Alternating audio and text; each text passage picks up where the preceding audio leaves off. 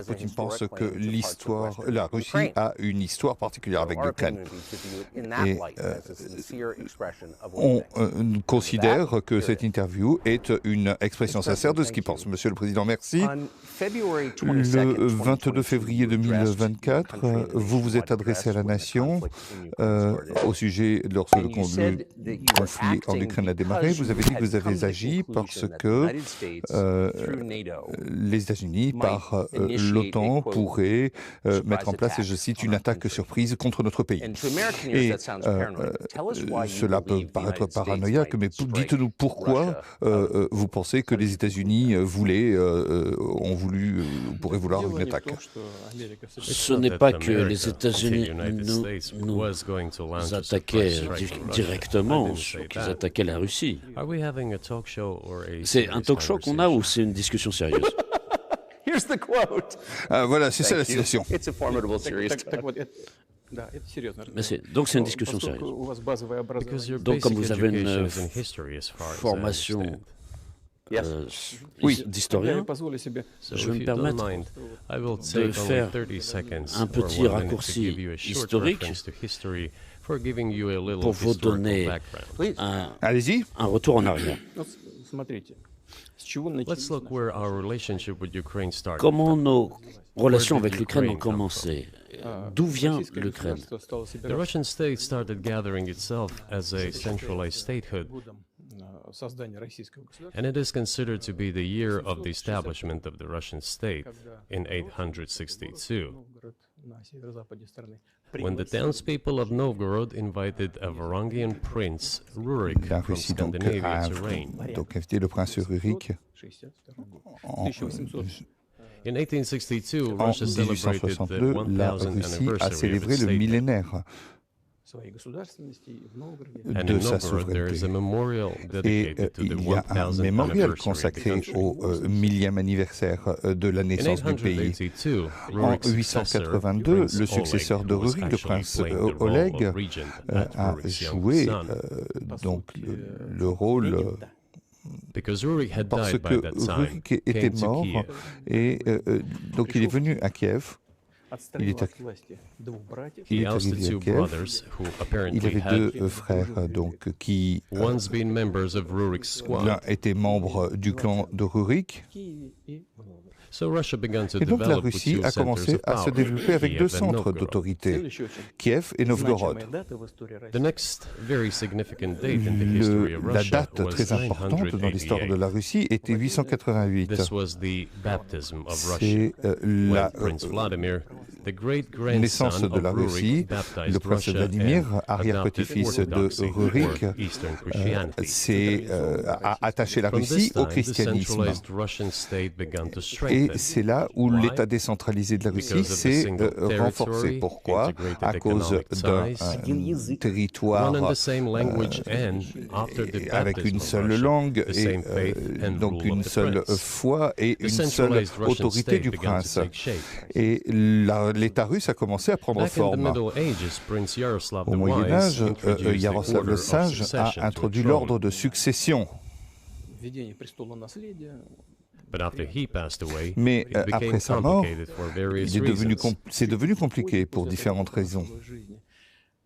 The throne was passed not Le directly from trône father est to passé, eldest son, but from the pas passé prince who directement had passed away to his du brother, père au fils, and to his mais sons in different lines. c'est passé entre frères et puis entre différentes lignées. All this led to the fragmentation and Toute the end cette of Rus as a défragmentation single state. a menacé l'existence même There was de la nothing Rousse. special about it.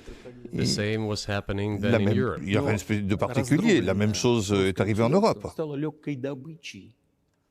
But the fragmented Russian state Mais became an l'État easy fragmenté prey de to la the Russie empire est created earlier by King Ishak. devenu une partie de l'empire qui avait déjà été créé. Et les successeurs, Peter Khan est donc venu en Russie. The southern part, including La partie Kiev, sud, by the y way, compris and Kiev, some other le cities reste, simply et lost d'autres independence, villes ont while northern simplement cities perdu preserved leur some of their indépendance. sovereignty. They had to pay tribute to the horde, but they managed to preserve some part of Il their s'est agi sovereignty. de préserver une partie de cette souveraineté. Et ensuite, un État russe unifié a commencé à prendre forme avec son centre, avec Moscou pour son centre. La partie sud, donc Kiev, a tourné autour d'un autre pôle, un pôle plus européen.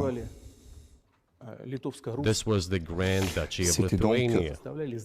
It was even called the grande Lithuanian Russian Lituanie. Duchy. On parlait même de Lituanie russe, puisque la Russie faisait partie intégrante de cette population. Ils parlaient russe et ils avaient adopté la foi orthodoxe. Ensuite, il y a eu une unification entre le Grand-Duché de Lituanie et le Royaume de Pologne. Et un autre royaume a été signé, mais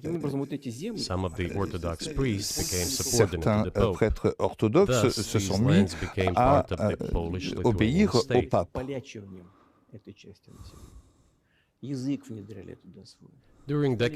Au cours des décennies, les Polonais ont été engagés dans une unification de cette population. This population was not exactly Russians, that because they lived on the fringe, they were Ukrainians. Originally, the word Ukrainian meant that a person was living on the outskirts of the state, along the fringes, or was engaged in a border patrol service. It didn't mean any particular ethnic group. So the Poles were trying to, in every possible way, to colonize this part of the Russian lands, and actually treated it rather harshly, not to say cruelly. All that led to the fact that this part of the Russian lands began to struggle for their rights. They wrote letters to Warsaw demanding that their rights be observed and people be commissioned here, including to Kiev. I beg your pardon, can you tell us what period? I'm losing track of where in history we are. The Polish oppression of Ukraine. It was in the 13th century.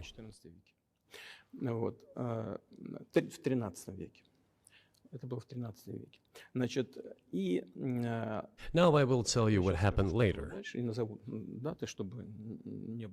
and give the dates so that there is no confusion. And in 1654, even a bit earlier, the people who were in control of the authority over that part of the Russian lands addressed Warsaw, I repeat, demanding that they send them to rulers of Russian origin and Orthodox faith. When Warsaw did not answer them, and in fact rejected their demands, they turned to Moscow, so that Moscow took them away. So that you don't think that I'm inventing things, I'll give you these documents. Well, it doesn't sound like you're inventing it. I'm not sure why it's relevant to what happened 2 years ago. But still, these are documents from the archives, copies. Here are the letters from Bogdan Khmelnytsky, the man who then controlled the power in this part of the Russian lands that is now called Ukraine. He wrote to Warsaw demanding that their rights be upheld. And after being refused, he began to write letters to Moscow, asking to take them under the strong hand of the Moscow Tsar. There are copies of these documents. I will leave them for your good memory. There is a translation into Russian. You can translate it into English later. Russia would not agree to admit them straight away, assuming that the war with Poland would start. Nevertheless, in 1654, the Pan-Russian Assembly of top clergy and landowners, headed by the Tsar, which was the representative body of the power of the old Russian state, decided to include a part of the old Russian lands into Moscow Kingdom. As expected, the war with Poland began. It lasted 13 years, and then in 1654, a truce was concluded. And 32 years later, I think, a peace treaty with Poland, which they called Eternal Peace, was signed. Et ces terres, And these lands, the whole qui étaient sur la rive droite including Kiev, went to Russia. sur la rive gauche And de the whole Dniepr right bank sont of revenus à la Dnieper Russie, remained les in autres Poland. ont été récupérés par la Under the Pologne. rule of Catherine the Et ensuite, à Great, l'époque Russia reclaimed all of its Catherine historical II, lands, including ces in the terres south and devenues west. historiques, This all et lasted tout until cela the s'est revolution. poursuivi jusqu'à la Révolution et avant la Première Guerre Austrian mondiale. General Staff relied En on the profitant de ideas cette of idée Ukrainianization d'ukrainisation, and l'état-major started actively promoting the ideas of austro-hongrois Ukraine a commencé and the à promouvoir cette Ukrainianization. idée d'ukrainisation. Their motive Et was on voit obvious. jusqu'où c'est arrivé, parce qu'à la veille de la Before Première World Guerre War I, mondiale, they wanted to weaken the potential il y avait enemy cette and secure possibilité themselves d'affaiblir favorable conditions in l'ennemi the border area. et donc de So the réunir des idea conditions which had favorables. emerged in Poland that people Et residing in cette that idée qui était territory apparue were allegedly en not Pologne à really une époque, Russians, c'est-à-dire but que rather belonged to a special les personnes qui ethnic étaient group, sur place, Ukrainians, started being donc ces gens propagated by the particuliers qui Austrian étaient General ce Staff. qu'on appelait les Ukrainiens, As far back as the 19th étaient promus century, par theorists calling l'état-major for Ukrainian independence austro-hongrois dès le 19e siècle, appeared. All those, et il however, parlait de la claimed that nécessité de Ukraine should have a l'indépendance very good de l'Ukraine. relationship with Russia. Et donc ces piliers de l'indépendance They insisted ukrainienne on that. disaient justement qu'il fallait avoir de bonnes relations avec la Russie. Ils insistaient là-dessus. Et en 1917, avec la révolution bolchevique, les bolcheviks ont essayé de restaurer ce caractère d'État. Il y a eu donc cette guerre civile qui a commencé, cette guerre qui a dégénéré en guerre avec la Pologne. Et en 1921, les parties occidentales, c'est-à-dire la partie droite du Dniepr, a de nouveau été intégrée à la Pologne. Et en 1939, après que la Pologne a collaboré avec Hitler, et Hitler proposait, nous avons les documents dans nos archives, de signer un traité d'amitié et d'alliance, et il exigeait que la Pologne rende à l'Allemagne ce qu'on appelle le corridor de Danzig, et qui séparait la partie essentielle de l'Allemagne de Königsberg et de la Prusse orientale.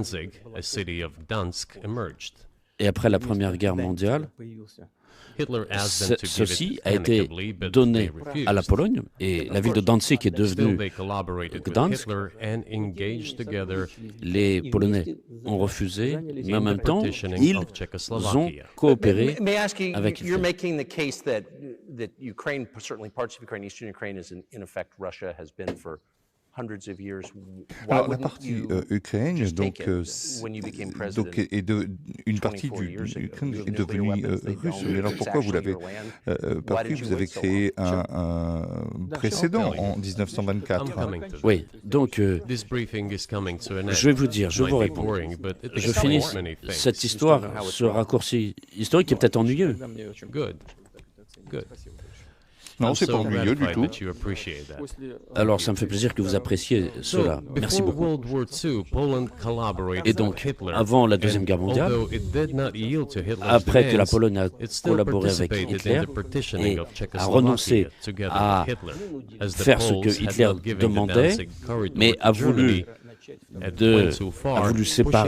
participer à la partition de la Tchécoslovaquie.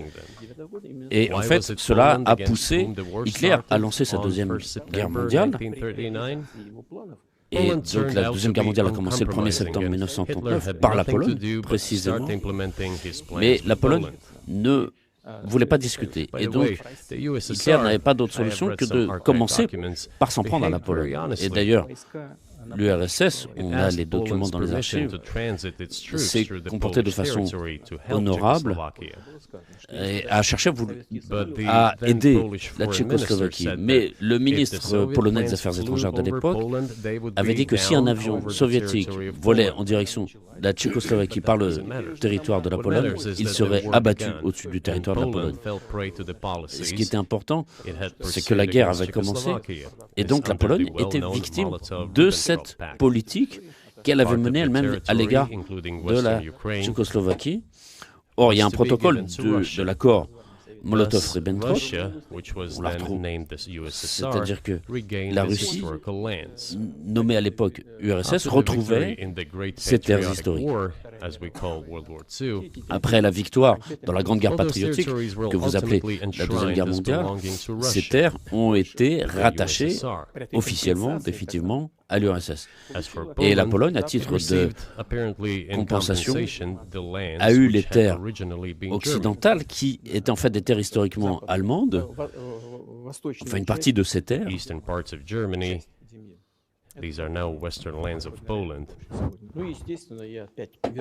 Donc c'est la partie occidentale de la Pologne actuelle et qui a accès donc à la Baltique. Donc ils ont retrouvé Gdansk, qui est, donc la ville a retrouvé son nom polonais, et c'est ainsi que la situation s'est dessinée. Et la mise en place de l'URSS en 1922, les soviétiques ont commencé à créer une république socialiste soviétique d'Ukraine qui n'avait jamais existé en réalité. Et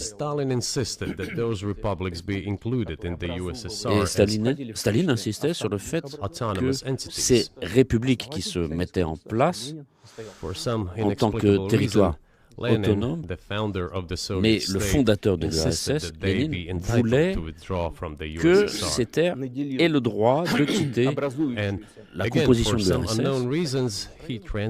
Mais on a vu que ce qui se passait sur ces terres avec les populations qui habitaient là, mais qui ne s'était jamais appelé l'Ukraine en réalité. Pourquoi quand on a formé cet État, on a dit que c'était la République socialiste soviétique d'Ukraine. Et tout était, on a rattaché des territoires du littoral de la mer Noire qui n'avaient jamais eu de rapport avec l'Ukraine depuis l'époque de Catherine II. Si on revient en 1654, quand ces terres avaient été intégrées à l'Empire russe, il y avait 3-4 régions actuelles de l'Ukraine. Ça n'avait aucun rapport avec l'Ukraine. Vous avez une connaissance encyclopédique de la région, mais pourquoi vous me posez la question que maintenant, après 22 ans? Mais après 22 ans de pouvoir, je connais tout ça. Regardez, l'Ukraine soviétique a reçu quantité de terres qui n'avaient jamais fait partie de ce pays. Mais à un moment, la Russie les avait obtenues à l'issue des guerres contre la Turquie, c'est ce qu'on appelle la Nouvelle Russie. Mais c'est que Lénine, en constituant l'URSS, avait créé cette République d'Ukraine qui s'est développée pendant des décennies. Et les bolcheviks, pour des raisons qu'on comprenait, ont procédé à cette ukrainisation, simplement parce qu'il y avait des gens originaires d'Ukraine, mais qui étaient nombreux dans les dirigeants, parmi les dirigeants soviétiques. Mais c'était la même chose avec d'autres républiques soviétiques. Donc on développait les langues nationales, les cultures nationales, c'est pas mauvais en soi, mais c'est ainsi qu'a été créée l'Ukraine soviétique. Après la Deuxième Guerre mondiale, l'Ukraine a reçu encore d'autres terres qui, avant la guerre, avaient appartenu à la Pologne, mais aussi à la Hongrie et à la Roumanie. Et donc un certain nombre de terres avaient été prises à ces pays-là et s'y trouvent toujours. Et donc nous avons toutes les... Pensez-vous que la Hongrie devrait reprendre ces territoires d'Ukraine ou que d'autres territoires appartenant à l'Ukraine devraient reprendre, d'autres nations devraient reprendre leurs territoires? Pour revenir à l'histoire des frontières de 1654, après on qualifie l'époque de Staline de régime de Staline avec le non-respect des droits de l'homme, mais One may say that they could claim back those lands of Si on ne dit theirs pas ceux while qu'ils having no ont right to do ce that, droit, it is c'est-à-dire at least de understandable. retrouver leur Have you terre, told en Viktor tout cas, Orban that he can Est-ce que vous avez dit à Viktor Orban cela?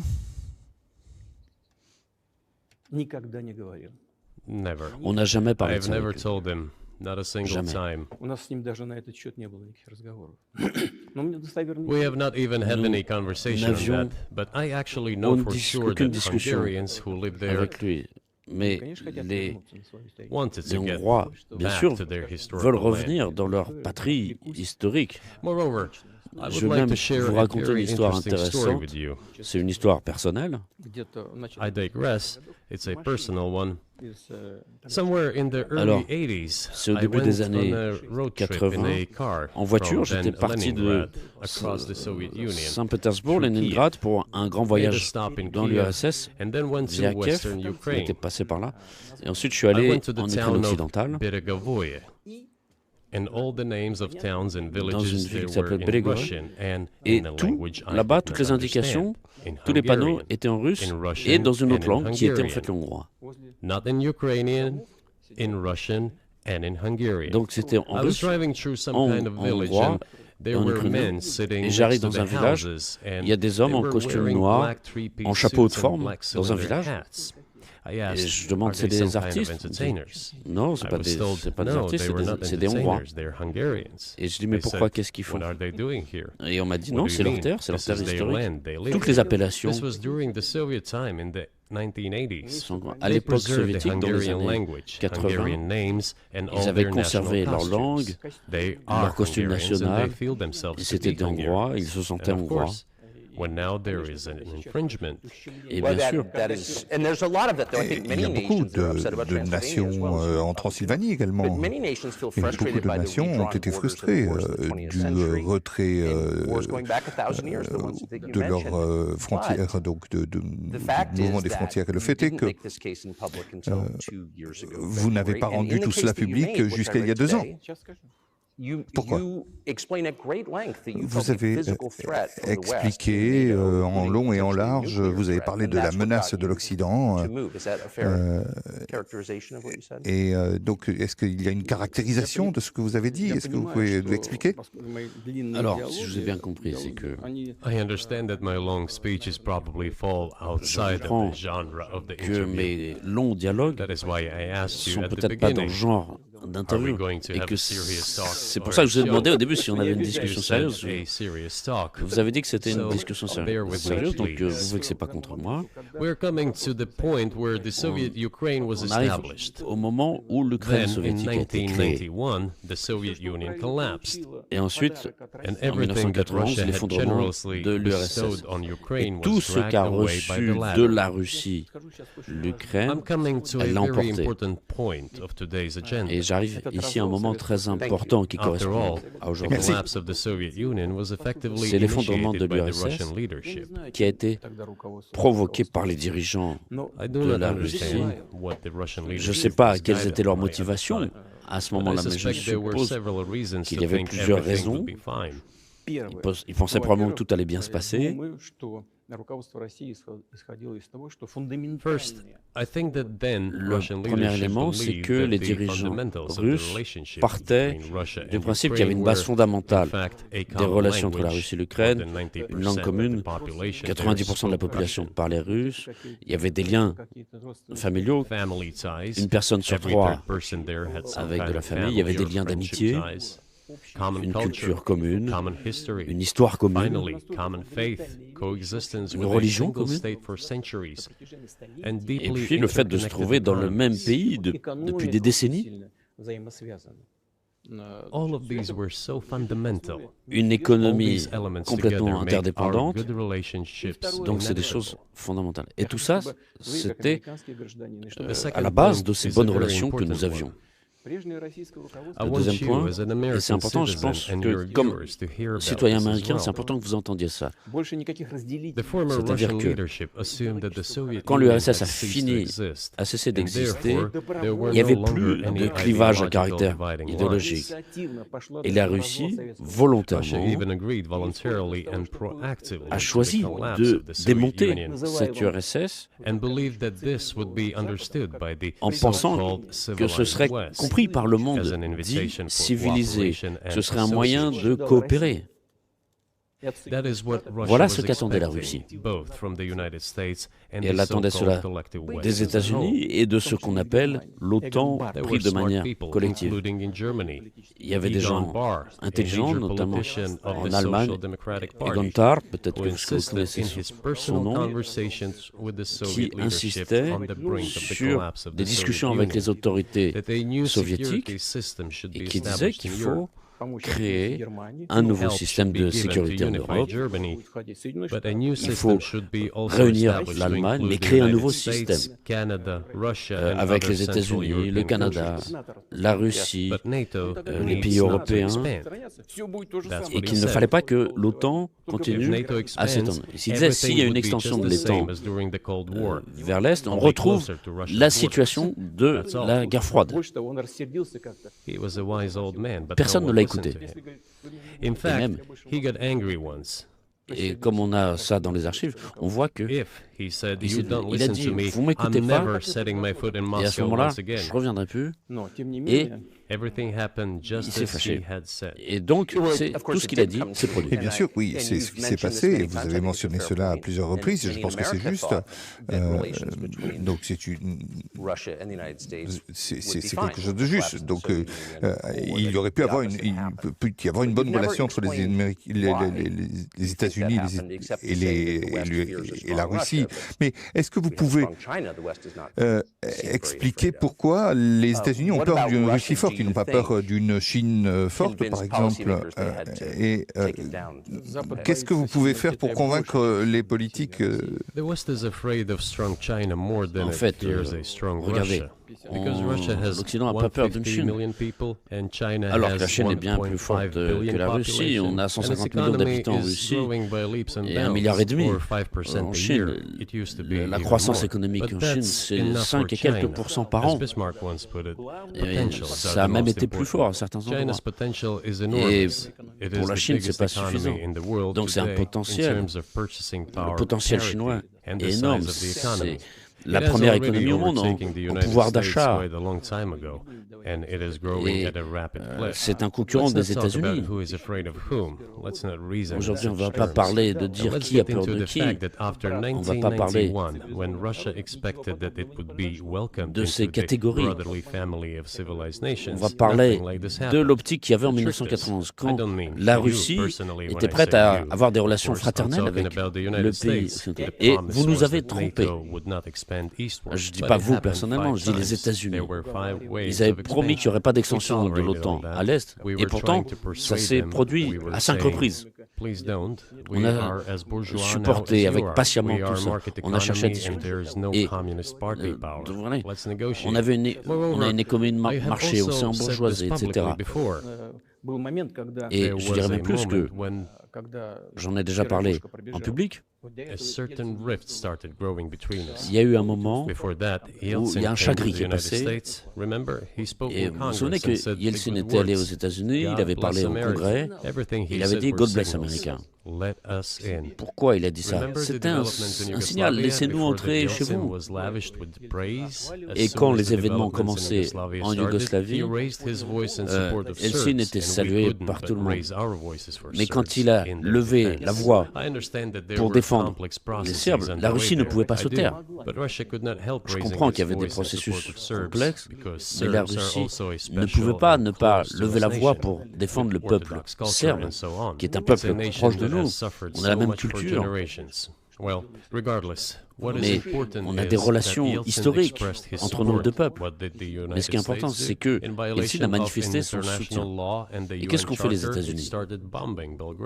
En infraction au droit international, à la charte de l'ONU, ils ont bombardé Belgrade. Les États-Unis ont sorti ce génie de la lampe. Et qu'est-ce qui a été dit à l'époque? Et ils ont dit que le droit international et les chartes de l'ONU étaient vieillis. Mais c'était faux. Ils disaient qu'il faut tout changer. Oui, il y a peut-être des choses qu'il fallait changer, oui, je suis d'accord. Mais pas de cette façon. D'ailleurs, Yeltsin a tout de suite été sali. Il comprenait très bien. Et je vous assure que moi, je suis devenu président en 2000. D'accord, on passe le sujet de la Yougoslavie. Je voulais qu'on restaure de bonnes relations, ouvrir cette porte que la Russie essayait de franchir. Et je l'ai même dit publiquement, d'ailleurs, à une rencontre avec Bill Clinton, ici, dans la pièce voisine. Je lui ai dit, je lui ai posé cette question. Écoute, Bill, et qu'est-ce que tu en penses? Et si la Russie posait la question d'intégrer l'OTAN, est-ce que c'est possible? Et il m'a dit, tu sais, c'est intéressant. Et le soir, plus tard, quand on s'est revus pour le dîner, il m'a dit, j'ai parlé avec mon équipe, c'est pas possible. Vous pouvez lui demander. Il vous confirmera ça dans une interview. Je ne dirais pas ça si ça n'avait pas eu lieu. Étiez-vous sincère quand vous disiez que vous vouliez rejoindre l'OTAN? Aujourd'hui, c'est pas possible. Mais rejoindre l'OTAN. Moi, j'ai posé une question. Est-ce que c'est possible ou pas? J'ai une réponse qui était non. Si j'avais pas été sincère. Mais s'il avait dit oui, est-ce que vous auriez rejoint l'OTAN?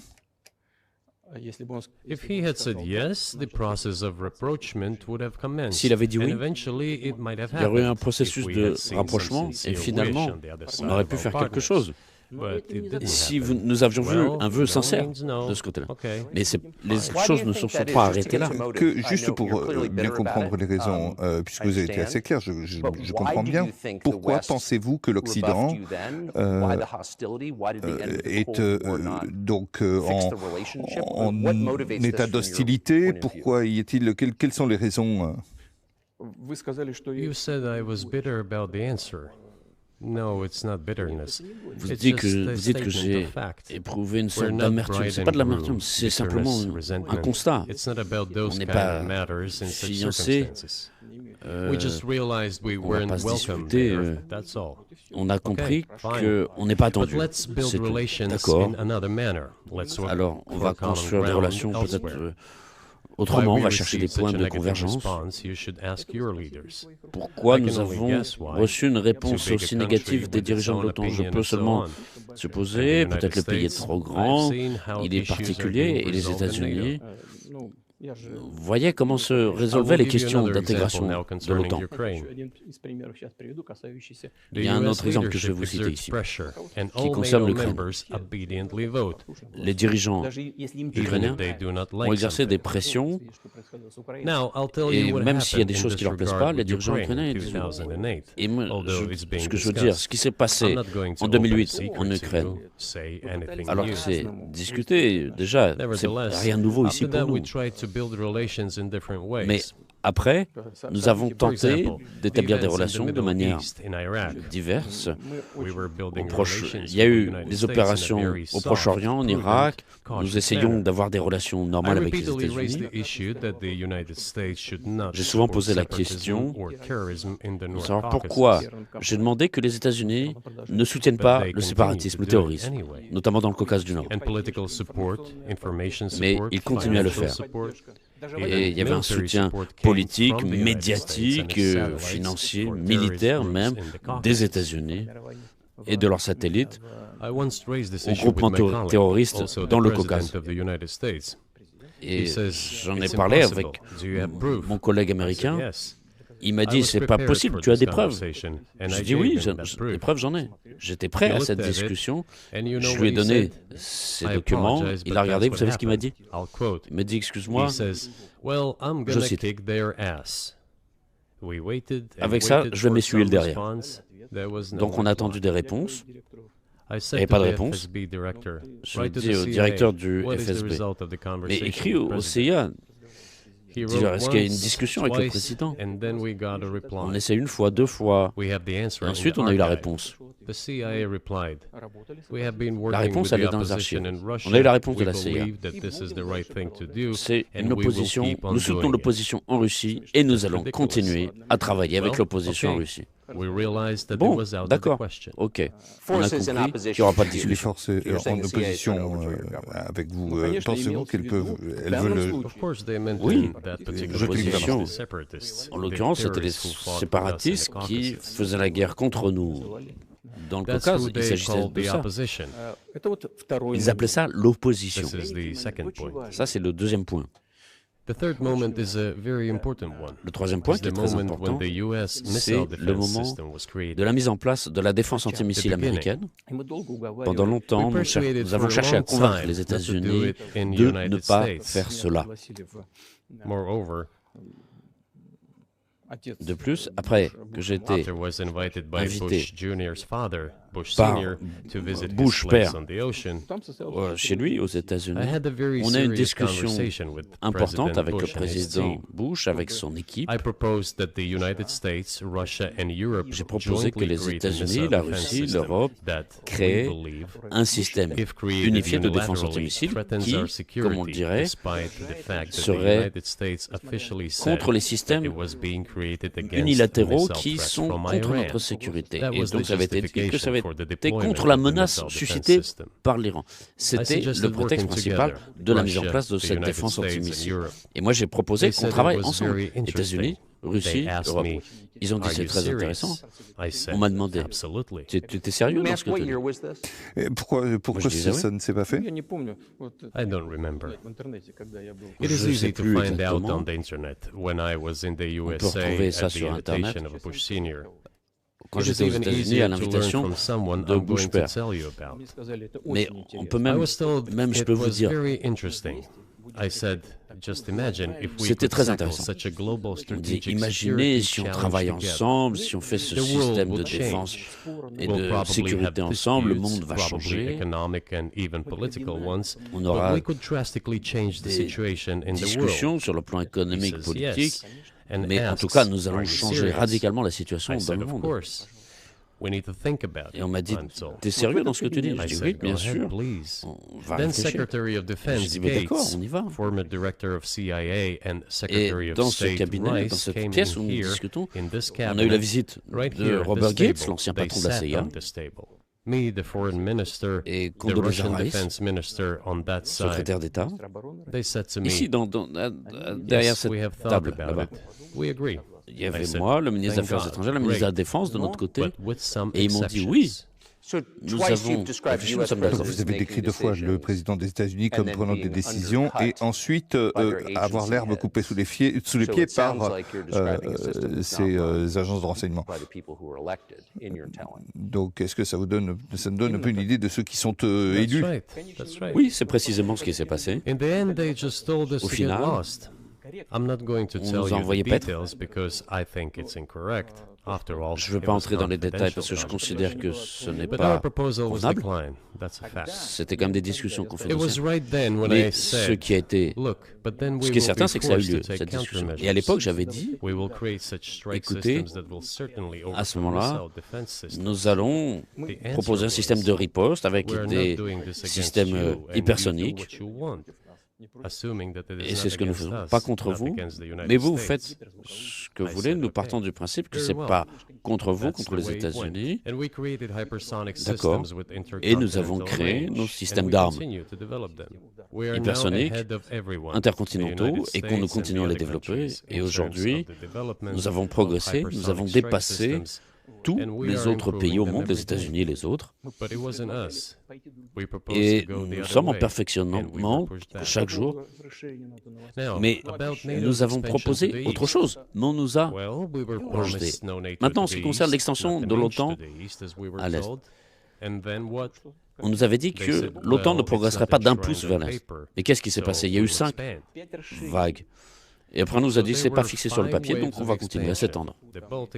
5 vagues consécutives. Les pays baltes, toute l'Europe centrale et orientale, etc. Et maintenant, on arrive au point principal, l'Ukraine. En 2008, au sommet de Bucarest, il a été déclaré par l'OTAN que les portes étaient ouvertes à l'Ukraine et à la Géorgie. Et maintenant, donc comment les décisions sont prises? La France, l'Allemagne n'étaient pas contre. Après, il y avait les autres. Et après, on a compris que le président Bush, un homme politique fort, il a fait pression sur eux, c'est eux qui nous l'ont dit. Ils ont dit, après on était obligé d'être d'accord. Ah, c'est drôle. Et les garanties, elles sont où? C'est quoi? C'est la cour d'école. Qui est avec qui? Et alors, oui, mais ils ont fait pression sur nous, etc. Et après, on nous dit, mais l'Ukraine ne va pas faire partie de l'OTAN. Moi, je dis, je ne sais pas. Ce que je sais, c'est que vous êtes mis d'accord en 2008. Et pourquoi vous ne feriez pas à l'avenir? Et alors, ils disaient, mais à l'époque, ils avaient fait pression sur nous. Et alors, pourquoi à l'avenir, ils ne feraient pas pression sur vous encore? Donc, c'est n'importe quoi. Avec qui on peut parler? Nous sommes prêts à la discussion. Mais avec qui? Où sont les garanties? Donc ils ont commencé à prendre le territoire de l'Ukraine. Je vais vous raconter ce qui s'est passé, les relations avec la Russie. Là-bas, une personne sur 2 sur 3 a des relations de famille avec la Russie. Et quand l'Ukraine a vu sa déclaration d'indépendance, elle a été dit que c'était un pays neutre. D'ailleurs, c'est écrit dans les textes. Et en 2008, on dit que les portes sont ouvertes vers l'OTAN. Donc ça nous fait un cinéma intéressant. C'est pas l'accord qui avait été conclu. Et donc, les présidents qui se sont succédés en Ukraine s'appuyaient sur l'électorat qui était toujours plus ou moins bien disposé envers la Russie.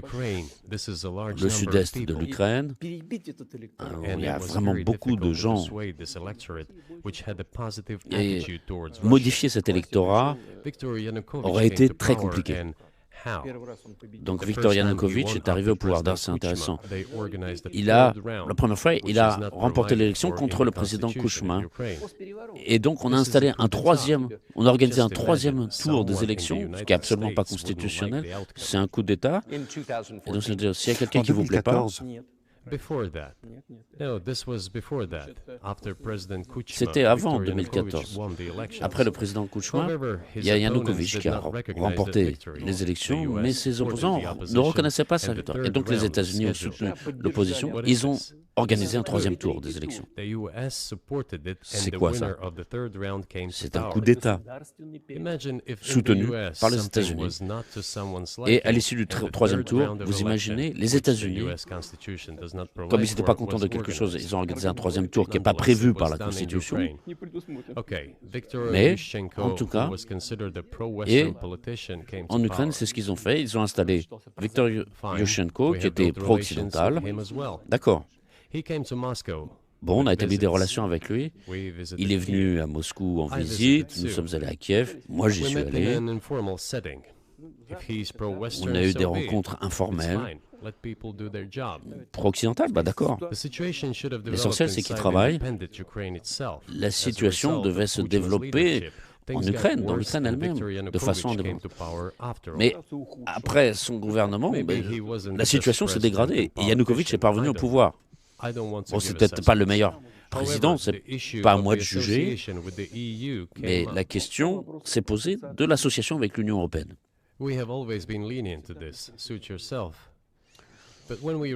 Nous étions toujours loyaux sur ce plan, mais quand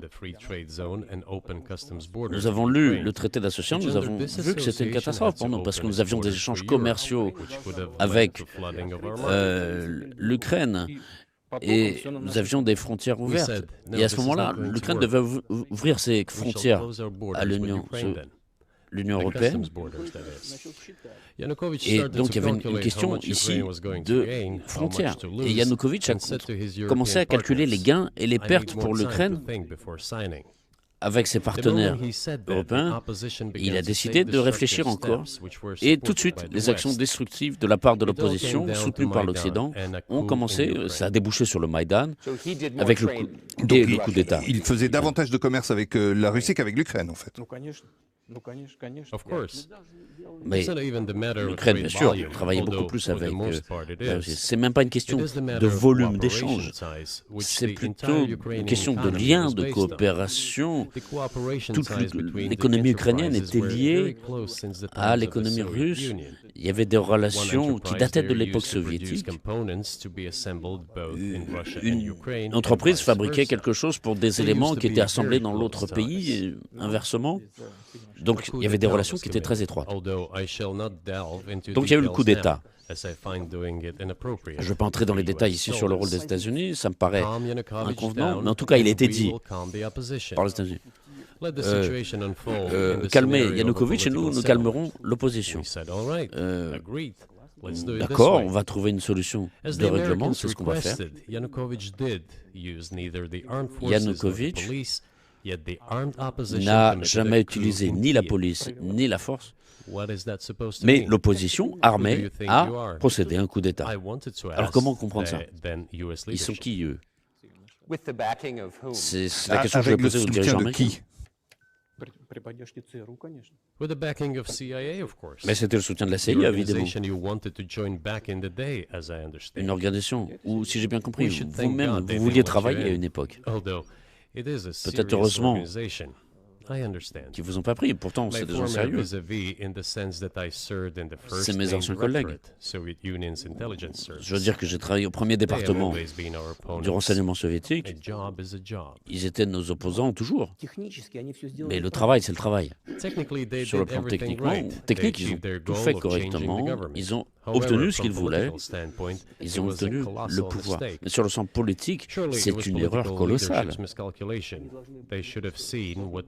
Ici, bien sûr, les dirigeants politiques ont mal calculé. Ils n'ont pas vu ce à quoi ça donnait.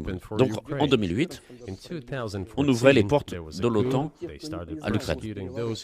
En 2014, le coup d'État. Et ceux qui n'ont pas reconnu ce coup d'État ont commencé à être poursuivis. Ça a commencé en Crimée. Et nous avons pris la Crimée sous notre protection. Et dans le Donbass, en 2014, l'aviation, l'artillerie ont commencé à bombarder des civils. Et c'est par ça que ça a commencé. Il y a des vidéos où on voit que des avions bombardent des civils. Et donc une opération militaire d'envergure a été envoyée, qui a été un échec. On a envoyé une autre opération qui a été aussi un nouvel échec. Et tout ça sur une prise de territoire sur le plan militaire. Et l'extension de l'OTAN. Et comment ne pas être préoccupé en voyant ça? De notre côté, ça aurait été une insouciance criminelle. Donc, les autorités politiques américaines nous ont forcés à ça. Ça aurait été destructeur pour la Russie elle-même. Nous étions obligés de réagir. On ne pouvait pas abandonner ces gens qui partageaient notre point de vue, et même c'était notre part. 8 ans avant que le conflit ait commencé. Qu'est-ce qui a déclenché pour vous? Quel est le moment où vous avez senti que vous deviez faire ça?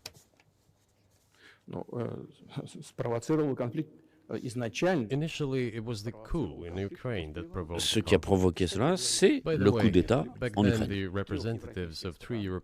D'ailleurs, il y a eu des représentants de 3 pays européens qui sont venus, l'Allemagne, de la Pologne, de la France.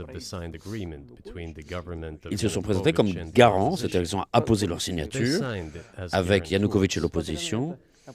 Ils ont signé en tant que garants, et malgré cela, l'opposition a procédé à un coup d'État, et ces pays occidentaux ont fait semblant d'oublier qu'ils étaient les garants d'un règlement pacifique. Ils ont jeté tout ça, ils ont tout oublié. Je ne sais pas ce qu'on sait aux États-Unis sur cet accord entre le dirigeant et l'opposition et les trois garants. Donc il était question de restaurer le processus politique. Mais en fait, il n'y avait aucun sens de faire un coup d'État parce que le président Yanukovych était déjà d'accord pour tout. Il était d'accord pour les élections où il n'avait aucune chance d'être réélu. Tout le monde le savait. Alors pourquoi faire un coup d'État? Pourquoi avoir créé cette menace pour la Crimée? Pouvoir commencer ce génocide dans le Donbass? Je ne comprends pas. Et ici, il y a un mauvais calcul. La CIA a mené ce coup d'État et même un des adjoints du secrétaire d'État avait dit que ça avait coûté 5 milliards de dollars à les États-Unis. Mais c'est une erreur politique colossale. Pourquoi avoir fait tout cela? C'est la même chose. La même chose aurait pu être faite de façon légale, sans aucune victime, sans aucune opération militaire, sans la prise de la Crimée. On n'aurait pas bougé le petit doigt s'il y avait eu ces éléments sanglants du Maïdan. Nous n'aurions jamais eu ça à l'esprit. Mais nous étions d'accord qu'après la chute de l'URSS, oui, il y aurait des frontières entre nos pays, mais l'adhésion à l'OTAN, non. Nous n'étions jamais d'accord que l'Ukraine fasse partie de l'OTAN, qui est des bases de l'OTAN, sans aucune discussion avec nous. Et alors, pendant une dizaine d'années, nous avons dit ne faites pas. Et l'élément provocateur, c'est que les dirigeants ukrainiens ont dit qu'ils n'allaient pas appliquer les accords de Minsk, qui avaient été signés, comme vous le savez, en 2014 à Minsk, où il y avait un plan de règlement pacifique pour le Donbass, et les dirigeants ukrainiens, le ministre des Affaires étrangères et d'autres personnages, puis le président lui-même, ont dit que rien ne leur plaît dans les accords de Minsk. En d'autres termes, ils n'avaient aucune intention de respecter ces accords. Et les anciens dirigeants d'Allemagne, de France, ont dit, il y a 1 an et demi, ouvertement, au monde entier, ils ont dit qu'ils n'avaient aucune intention de respecter les accords de Minsk. Est-ce que vous avez parlé, donc le président des États-Unis pour lui demander pourquoi il continue de militariser l'Ukraine? Est-ce que c'était un acte? J'avais dit que si il respectait les engagements, nous n'avons pas cessé de répéter cela, de le dire aux États-Unis, aux pays occidentaux, qu'il fallait cesser ce processus immédiatement et respecter les accords de Minsk. Mais moi, j'étais prêt à réfléchir. Donc c'est une situation difficile pour l'Ukraine dans ces accords, parce qu'il y a la question de l'indépendance du Donbass et d'autres territoires, mais j'étais convaincu absolument, je considère sincèrement que la population du Donbass, s'il fallait les convaincre de revenir dans la structure de l'État de l'Ukraine, petit à petit, les plaies auraient été pansées. Il aurait été possible de revenir dans ce processus avec le paiement des retraites, des allocations sociales, etc., et que petit à petit les choses se restaureraient. Mais non, mais personne ne le voulait. Tous voulaient l'usage de la force militaire. Et ça, on ne pouvait pas le permettre. Et tout est allé jusqu'à cette situation où l'Ukraine a dit non, on ne fera rien des accords de Minsk, on va agir militairement. La guerre, c'est eux qui l'ont commencé en 2014. Notre objectif est de cesser cette guerre. Ce n'est pas eux qui nous l'avons lancée en 2014. Pensez-vous que vous l'avez arrêté maintenant? Est-ce que vous avez atteint vos objectifs? we haven't achieved our aims yet because one Non, of them is pas encore. Nos denazification. objectifs n'ont pas This encore means été the prohibition of atteints all parce qu'un de kinds nos of objectifs, c'est la neo-Nazi dénazification. movements. Ce que je veux dire, This is c'est one of the l'interdiction problems that we de discussed tout during the mouvement negotiation néo-nazi. process, Et c'est un des which problèmes ended in Istanbul que nous earlier avons this year. discuté au cours du règlement de paix à Istanbul l'année dernière. And it was not our initiative because we were told by the Europeans in particular that it was Ce processus a necessary été to interrompu pas par preconditions for the notre final signing of initiative, the documents. mais les Européens disaient My counterparts qu'il in faut France and Germany réunir les said, conditions pour la signature d'un document. Et mes collègues en France, en "How can you Allemagne, imagine them signing a treaty disaient with a gun to comment their tu heads? t'imagines signer The troops should be pulled un back accord from Kiev." I said, sous la "All right." menace We withdrew the troops from des Kiev. pistolets braqués sur la tempe? As soon as we D'accord, pulled on back retire our nos troops troupes from de Kiev. our Ukrainian Et dès que nous avons retiré nos negotiators troupes de immediately Kiev, threw all our tout de suite, agreements reached in Istanbul nos- into the bin Les négociateurs ukrainiens ont jeté à la poubelle and got prepared les for a accords long-standing armed confrontation with the help of the et ils se sont United préparés States and à its une satellites in longue Europe. opposition militaire avec le soutien des États-Unis That de is leurs how satellites the européens. situation has developed. And that is how it looks now. Voilà comment la situation a évolué et telle qu'elle est aujourd'hui. Mais qu'est-ce que c'est que la dénazification? Qu'est-ce que ça veut dire? Вот я как раз хочу сейчас об этом сказать. Это очень важно. Justement, c'est ce que je veux vous expliquer. Денацификация. C'est une question That is très what I importante. want to talk about right now. It is a very important La issue. dénazification.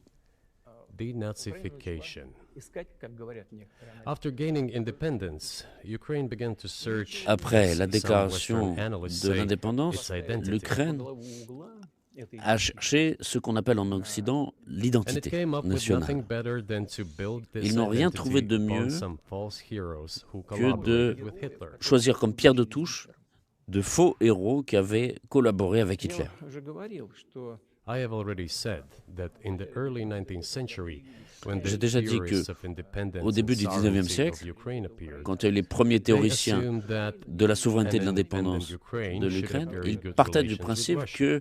qu'une Ukraine indépendante doit avoir de bonnes relations avec la Russie. исторического развития But due to the historical development, those territories were part of the Polish-Lithuanian Commonwealth. L'évolution historique a fait que where quand ces Ukrainians were territoires étaient persecuted and treated sous quite l'autorité brutally as well as were subject to polonaise, cruel behavior. идентичности.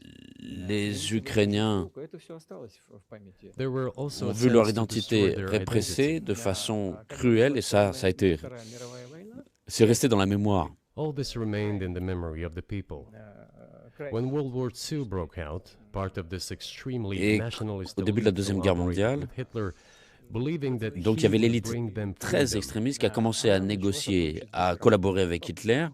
полагая, что The German Ils pensaient troops, qu'Hitler leur even apporterait the la SS liberté. troops, made Hitler's collaborators do the dirtiest work of Les troupes exterminating the Polish allemandes, et en Jewish particulier les troupes population. SS, Hence this brutal laissaient massacre of the Polish and le Jewish population, sale as travail well as the Russian population too. d'extermination des Polonais, des Juifs, aux collaborationnistes qui collaboraient avec.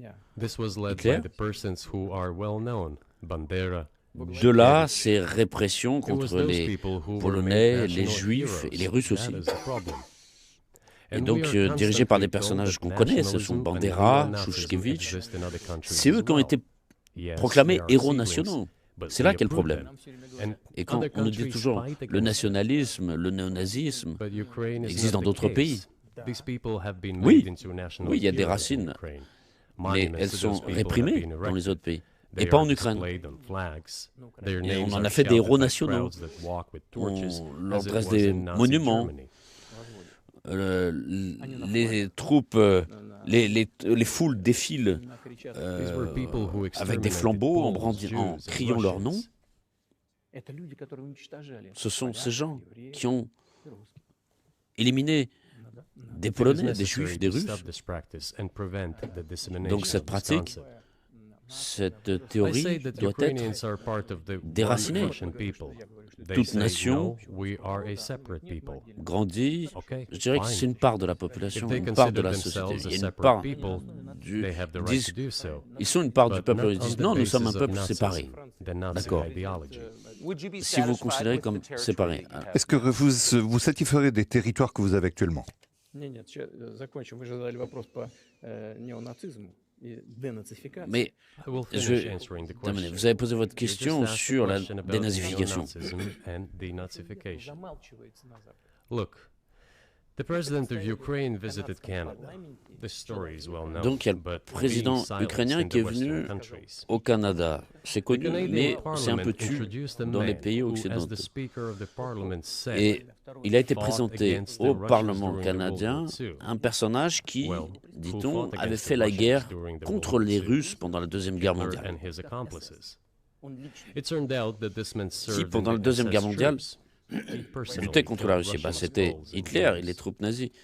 Et justement, ce gars, on a découvert qu'il avait combattu dans les troupes SS et participé au massacre de Russes, de Polonais, de Juifs. Et il avait fait ce sale travail, justement. Et le président ukrainien s'est levé avec tout le Parlement au Canada et a applaudi sincèrement ce personnage. Comment peut-on... Mais ma question, c'est qu'est-ce que vous allez faire? L'Allemagne nazie n'existe plus, ce sont des histoires d'il y a 80 ans. Je pense que... est-ce que vous voulez contrôler le nationalisme ukrainien? Mais comment?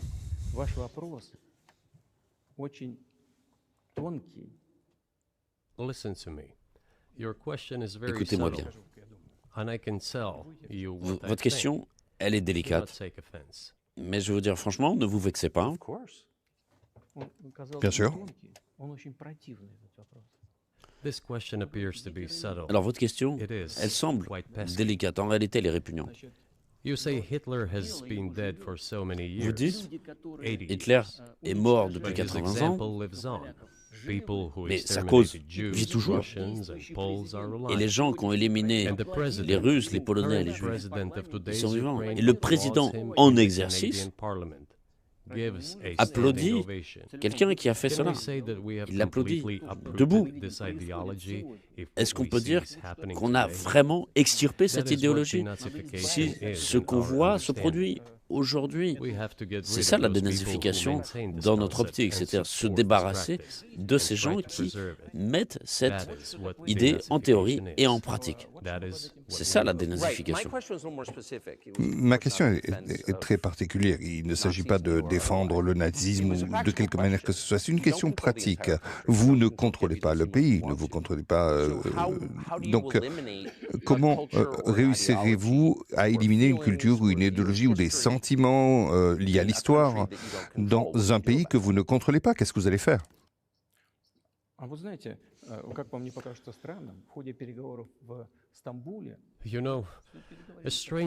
savez, ça vous paraît pas bizarre qu'au cours des discussions, des négociations à Istanbul, on s'était mis d'accord sur le fait que c'est inscrit sur le papier qu'il n'y aurait pas de néonazisme en Ukraine, qui serait interdit au niveau législatif. Monsieur Carlson, on s'est mis d'accord là-dessus. Au cours des négociations, il n'y a rien d'humiliant ici pour l'Ukraine, pour un État contemporain. Est-ce qu'un État aujourd'hui peut propagander le nazisme? Non.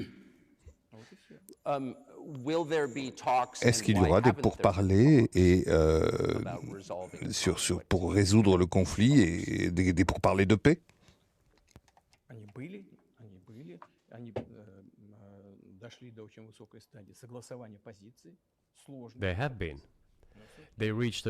y a eu des discussions, on est allé jusqu'à un niveau avancé de validation, mais ces négociations étaient presque achevées, et après que nous avons retiré nos troupes de Kiev, l'autre partie, l'Ukraine, a jeté tous ces accords et s'est mis sous les ordres des États-Unis, des pays occidentaux, avec pour optique de la victoire sur la Russie. Et de plus, le président ukrainien a signé un décret qui l'empêche, lui et tous les autres, de négocier avec la Russie. Alors comment mener des discussions si lui-même s'interdit et interdit aux autres de le faire? Nous savons qu'il promeut des idées de règlement, mais pour se mettre d'accord, il faut quand même avoir un dialogue, n'est-ce pas? Mais vous ne parlerez pas au président ukrainien, vous ne parlez pas au président américain non plus. Quand avez-vous parlé pour la dernière fois à Joe Biden? Je ne sais plus quand je parlais avec lui. Ah bon, vous vous souvenez plus? Je me souvenir de tout, j'ai suffisamment à faire. Mais il finance la guerre qui a lieu actuellement.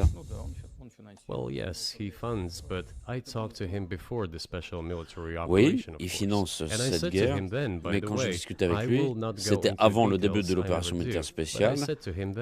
Et d'ailleurs, je lui avais dit ouvertement, à l'époque, je ne vais pas entrer dans les détails, je ne le fais jamais, mais je lui avais dit, je considère que vous commettez une erreur réellement historique en soutenant tout ce qui se produit là-bas en Ukraine et en repoussant la Russie. Et qu'est-ce qu'il a répondu? Je lui ai dit plusieurs fois, ce ne serait pas convenable d'entrer dans les détails. Si vous voulez savoir, demandez-lui. C'est vous, le citoyen des États-Unis. Vous n'avez pas parlé avec lui depuis février 2022?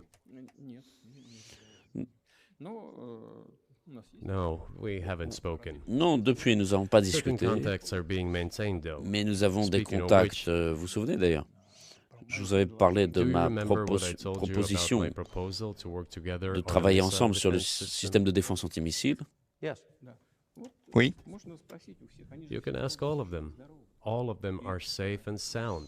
pouvez demander à tous ceux qui ont participé. Ils sont en bonne santé, ils sont vivants. L'ancien président, Condoleezza Rice, elle est en bonne santé. Et M. Gates aussi. Et le directeur de la CIA actuel, M. Burns, qui était en plus ambassadeur en Russie, qui était un très bon ambassadeur.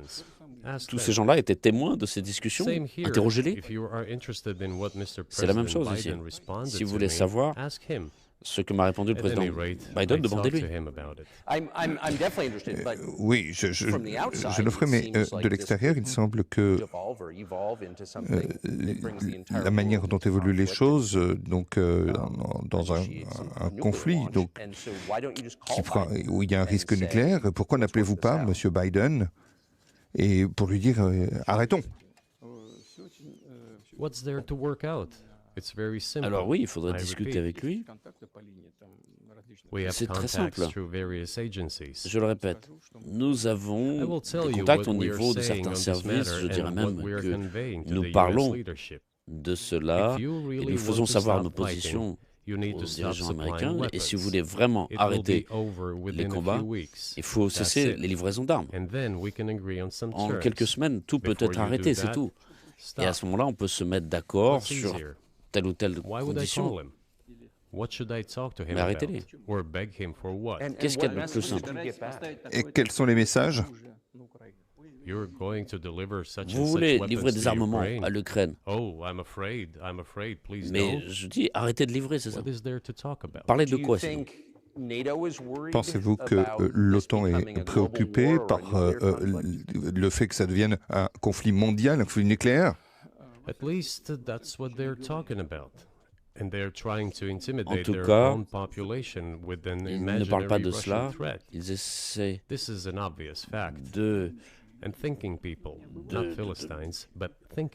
de se limiter à cette question de menace imaginaire provenant de la Russie. Il y a des gens importants, intelligents, qui comprennent très bien. La menace à laquelle vous vous référez est l'invasion russe de la Pologne ou l'expansion, disons. Est-ce que vous pouvez imaginer un scénario où vous diriez la Russie doit entrer en Pologne?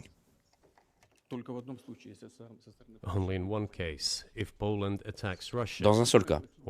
Si de la part de la Pologne, il y a une attaque contre la Russie. Pourquoi? Parce que nous n'avons aucun intérêt là-bas, ni en Pologne, ni en Lituanie, ni en Lettonie, nous n'avons aucun intérêt là-bas. Non, l'argument, je sais que vous le savez, c'est qu'on dit, voilà, il a envahi l'Ukraine et donc il a des visées territoriales sur l'ensemble du continent et vous dites clairement que non.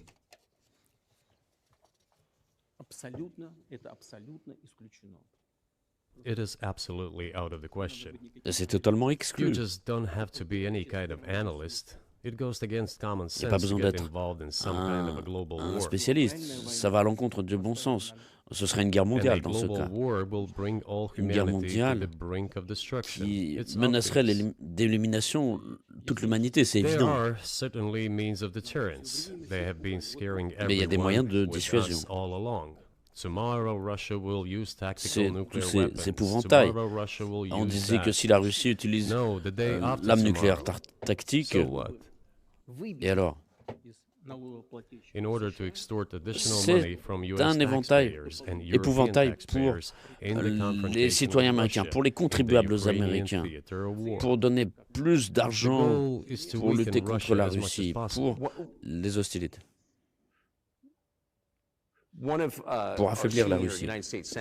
L'un des sénateurs, M. Chuck Schumer, un sénateur américain, a dit, je crois que c'était hier, il a dit « Nous devons continuer de financer les efforts en Ukraine où les États-Unis, les soldats américains, les citoyens américains risquent de devoir aller sur place se battre. » This is a provocation, and a cheap provocation at that. C'est de la provocation bon marché. Je ne comprends pas pourquoi les soldats américains devraient combattre en Ukraine. Il y a déjà un nombre considérable de mercenaires. En premier lieu de Pologne, en deuxième place des États-Unis, ensuite de la Géorgie. Donc, et si vous avez le souhait d'envoyer des troupes régulières, évidemment, on est à la limite d'un conflit très très grave mondial, c'est évident. Les États-Unis ont besoin de ça? À quoi bon? À des milliers de kilomètres du territoire national? Vous n'avez rien d'autre à faire? Vous avez plein de problèmes à la frontière déjà, des problèmes d'immigration, des problèmes de dette nationale. 33 milliers de milliards de dollars. Pourquoi combattre en Ukraine? C'est pas mieux de se mettre d'accord avec la Russie, de se mettre d'accord en comprenant la situation qui se présente aujourd'hui, en comprenant que la Russie va défendre ses intérêts jusqu'au bout, en comprenant en même temps revenir au bon sens, commencer à avoir du respect pour notre pays envers ses intérêts et chercher des solutions. Cela me paraît beaucoup plus intelligent et beaucoup plus rationnel. Qui a fait exploser Nord Stream? Vous, bien sûr.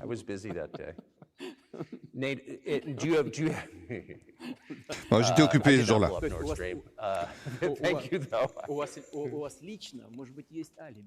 Oui, personnellement, oui, vous aviez un alibi.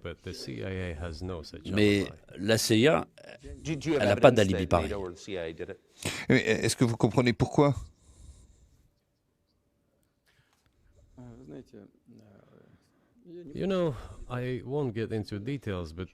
Vous savez, je ne vais pas entrer dans les détails, mais on dit toujours dans ces cas-là à qui profite le crime.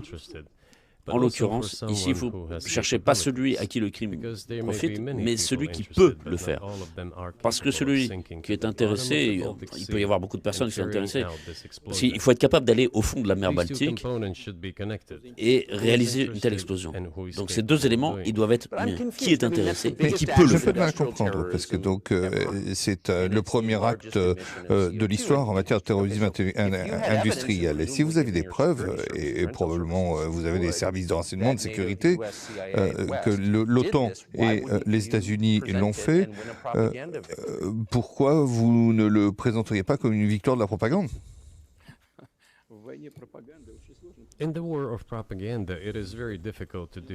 C'est très difficile de vaincre les États-Unis dans la guerre de la propagande, parce que les États-Unis contrôlent tous les médias internationaux et beaucoup de médias européens. Et le bénéficiaire final des médias européens, ce sont des fonds américains. Vous ne savez pas ça. Donc, on peut faire ce travail, mais il vaut mieux préserver sa santé. On peut exposer ses sources d'information et sans avoir de résultats. Tout le monde a très bien compris ce qui s'est fait. Les analystes américains le disent eux-mêmes, directement. Oui, d'accord. Mais j'ai une question à laquelle vous avez travaillé en Allemagne, et ça, comme on le sait, les Allemands savent clairement que ce sont leurs partenaires de l'OTAN qui ont fait ça, et que ça affecte considérablement leur économie. Et pourquoi ne disent-ils rien? Pour moi, je trouve ça extrêmement troublant. Est-ce que vous pouvez nous dire quelque chose?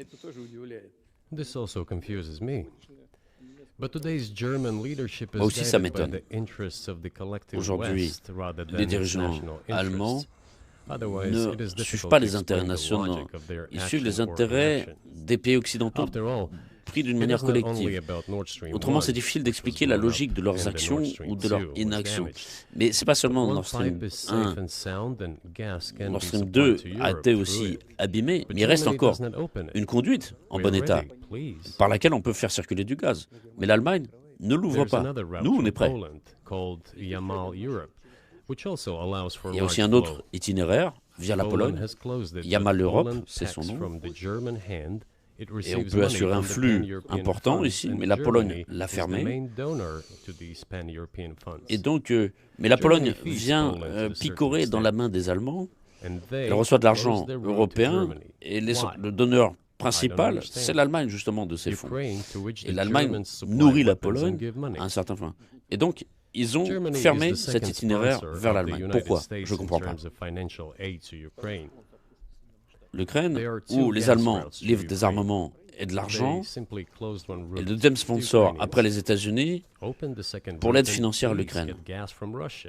Il y a 2 itinéraires de gazoduc qui circulent par l'Ukraine. Ils en ont fermé un, et bien ouvrez le deuxième et recevez du gaz de Russie. Mais ils ne l'ouvrent pas. Pourquoi les Allemands ne diraient pas, écoutez les gars, on vous donne de l'argent, des armes, tournez la vanne s'il vous plaît, laissez passer le gaz qui vient de Russie, on le paye 3 fois plus cher aujourd'hui, ça casse notre compétitivité, notre économie. Est-ce que vous voulez qu'on vous donne de l'argent? Alors, laissez-nous exister normalement, gagner sur le plan économique, et c'est ça qui nous permet de vous donner de l'argent. Non, ils ne le font pas. Pourquoi? Posez-leur la question. Ils ont autant de bois dans la tête que sur cette table. La guerre aujourd'hui peut-être divise le monde en 2 hémisphères. Donc j'aimerais que... Est-ce que vous pouvez décrire les blocs d'alliance qui est de chaque côté, pensez-vous?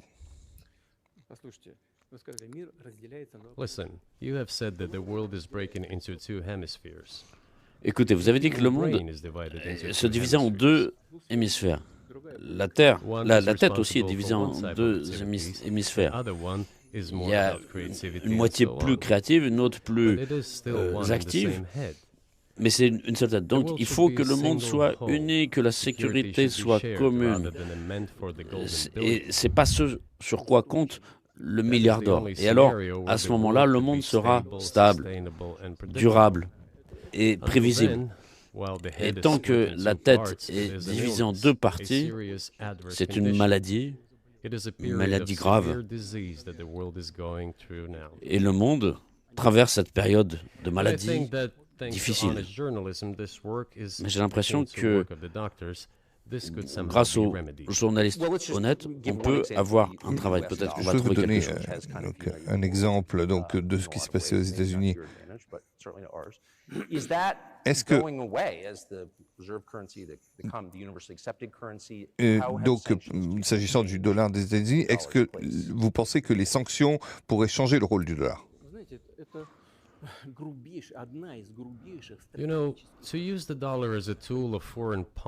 Vous savez, c'est une des erreurs stratégiques les plus graves de la part des dirigeants américains, l'utilisation du dollar en tant qu'instrument de lutte politique internationale. Le dollar, c'est la base de la puissance des États-Unis. Et je pense que tout le monde le comprend très bien. On imprime autant de dollars, ils circulent partout dans le monde. L'inflation aux États-Unis, elle est minimum, autant que je sache, 3%, 3,3 à 4%. C'est tout à fait admissible pour les États-Unis. Et on continue à faire fonctionner la presse à billets. Qu'est-ce que ça signifie? 33 milliers de milliards de dollars. C'est de l'émission. En même temps, c'est l'arme principale de préservation de la domination des États-Unis dans le monde. Et les dirigeants politiques ont décidé d'utiliser le dollar en tant qu'instrument de lutte politique. Ils exercent des frappes contre cette puissance américaine. Je ne vais pas utiliser des expressions grossières, mais c'est une erreur grossière. Regardez ce qui se produit dans le monde. Même parmi les alliés des États-Unis, on voit diminuer les réserves en dollars. Tout ce qui se produit aujourd'hui, c'est que les gens cherchent à assurer leur sécurité. Si dans les relations de certains pays, les États-Unis utilisent des mesures de restriction, des blocages de comptes, des blocages d'avoirs, etc., c'est un signal très fort pour l'ensemble du monde.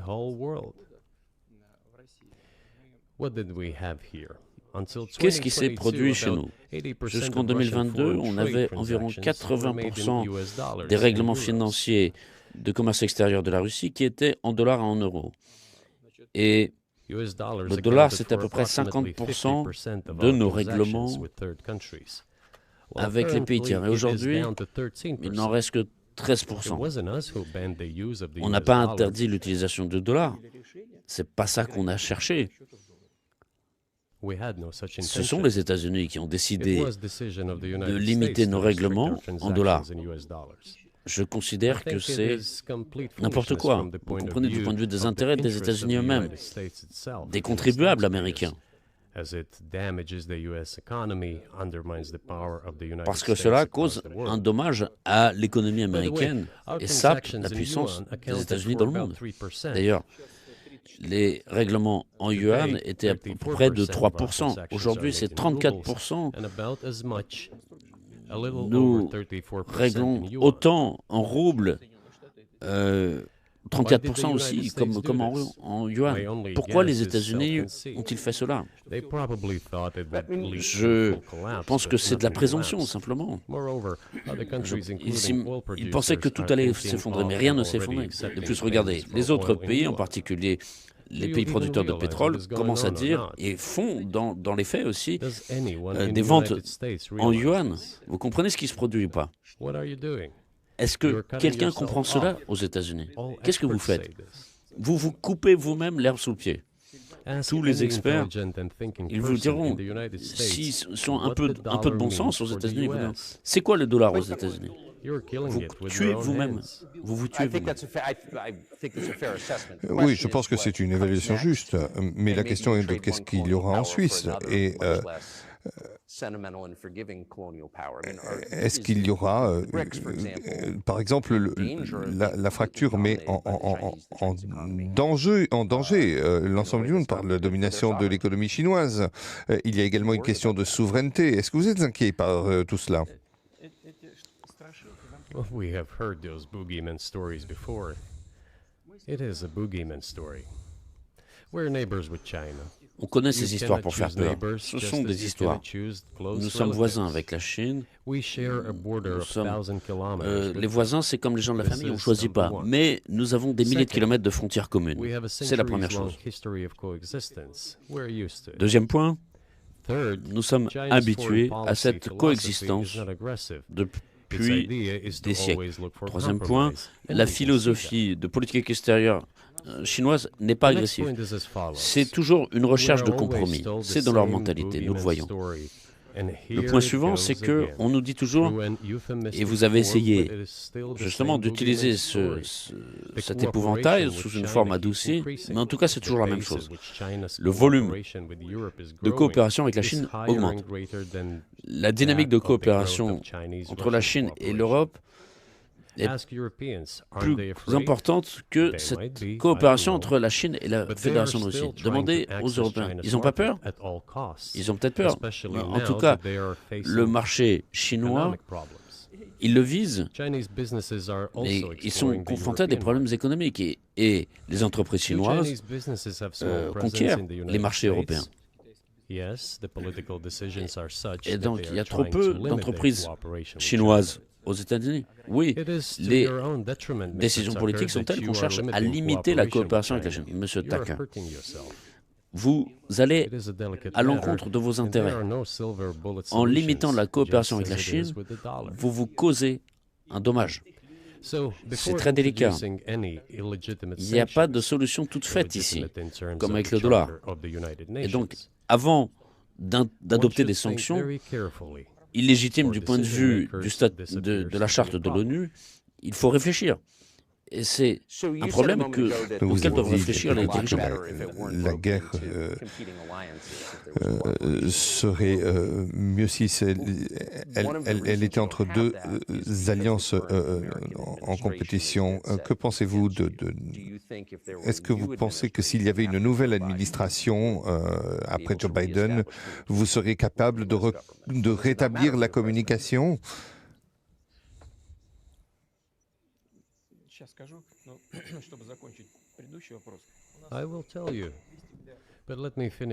Je vais vous répondre. Pour clore la question précédente,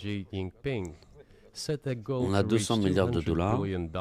Nous sommes mis comme objectif, avec mon collègue, le président Xi Jinping, que cette année, nous devions avoir 200 milliards de dollars d'échanges avec la Chine. Nous avons dépassé ce plafond. Nous sommes déjà à 230 milliards.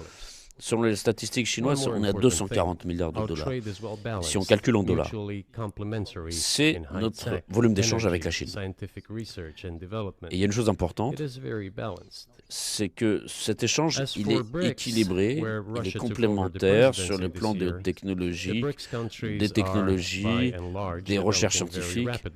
Il est équilibré. En ce qui concerne les BRICS, la Russie assure la présidence cette année et les pays des BRICS se développent à un rythme élevé. Regardez, si je me souviens bien, en 1992, il me semble que la part des pays du G7 était de 47%. En 2022, elle est tombée, je crois, aux environs de 30%. La part des pays des BRICS en 1992, elle était de 16% seulement.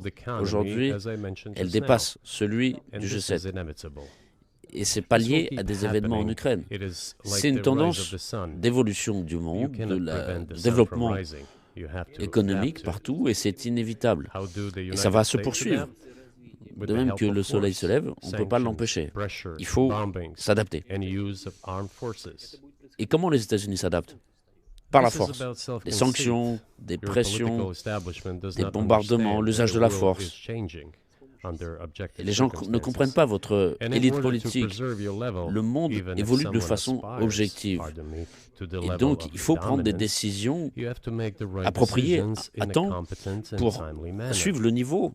Excusez-moi, mais si vous voulez avoir un niveau de domination, il y a des actions, des agissements, notamment à l'égard de la Russie et d'autres pays qui finalement vont être contre-productif. Ça devient évident aujourd'hui. Vous m'avez demandé, s'il y a un nouveau dirigeant, qu'est-ce que ça va changer? La question, ce n'est pas le dirigeant, pas la personnalité d'une personne concrète. J'ai de bonnes relations avec Bush, par exemple. Je sais qu'il a été présenté aux États-Unis comme un plouc qui ne comprend rien. Mais je vous assure que ce n'est pas le cas. Je considère qu'à l'égard de la Russie, il a aussi fait beaucoup d'erreurs. Je vous ai parlé de l'année 2008 et de la décision de Bucarest d'ouvrir les portes de l'OTAN à l'Ukraine et ainsi de suite. C'est lui qui a exercé des pressions sur les Européens. Mais dans l'ensemble, sur le plan humain, j'avais de bonnes relations, de très bonnes relations avec lui. Il n'est pas plus stupide que n'importe quel Américain ou Russe, Européen. Je vous assure qu'il comprenait ce qu'il faisait, comme les autres. Et j'avais aussi des relations personnelles avec Trump. La question, ce n'est pas la personnalité, de l'individu, c'est l'humeur dans laquelle se trouve l'élite. Si la société américaine veut être prête à utiliser la force pour assurer sa domination, ça ne pourra qu'empirer. Et si finalement il y a une prise de conscience que le monde évolue pour des raisons objectives et qu'il faut s'adapter à temps en utilisant les avantages que nous avons aujourd'hui et qui sont préservés aux États-Unis, alors à ce moment-là, quelque chose peut changer. Regardez, l'économie chinoise est devenue la première au monde en matière de parité de pouvoir d'achat. Ils ont dépassé les Américains depuis longtemps. Et ensuite, donc, les Indiens, 1,5 milliard d'habitants, le Japon, et ensuite, à la 5e place, la Russie. La Russie, l'an dernier, est devenue la première économie d'Europe, malgré toutes les sanctions et restrictions. C'est normal de votre point de vue? Les sanctions, les restrictions, l'impossibilité d'effectuer des règlements de dollars, le débranchement du système SWIFT, les sanctions contre nos navires qui transportent du pétrole, les sanctions en matière aéronautique, les sanctions dans tous les domaines. Le plus grand nombre de sanctions qui sont adoptées dans le monde le sont contre la Russie. Et nous sommes devenus la première économie du monde pendant ce temps. Les instruments utilisés par les États-Unis sont inefficaces. Il faut réfléchir. Si cette prise de conscience vient chez l'élite, alors à ce moment-là, le chef de l'État agira de façon à satisfaire les électeurs et ceux qui prennent des décisions à différents niveaux. Et alors, quelque chose pourrait changer.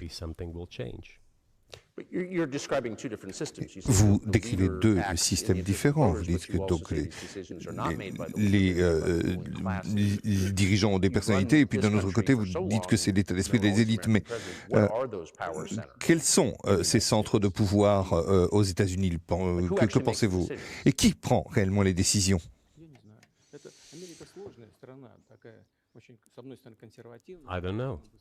Je ne sais pas. L'Amérique est un pays complexe, dans un sens très conservateur, de l'autre côté, qui évolue beaucoup.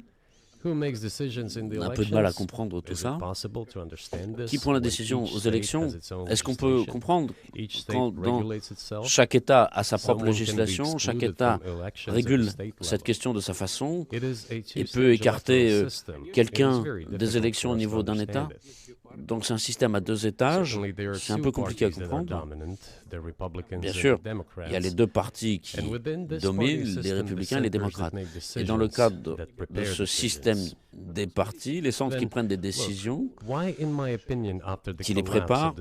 Ensuite, regardez, à l'égard de la Russie, après l'effondrement de l'URSS, à mon avis, il y a eu une grosse erreur qui a été commise et qui était absolument injustifiée. C'est la politique de pression, l'extension de l'OTAN, le soutien aux séparatistes dans le Caucase, la mise en place de la défense antimissile. Tout cela, ce sont des éléments de pression. Pression, pression, pression. Ensuite, on a attiré l'Ukraine dans l'OTAN. Tout ça, ce sont des pressions, des pressions. Pourquoi?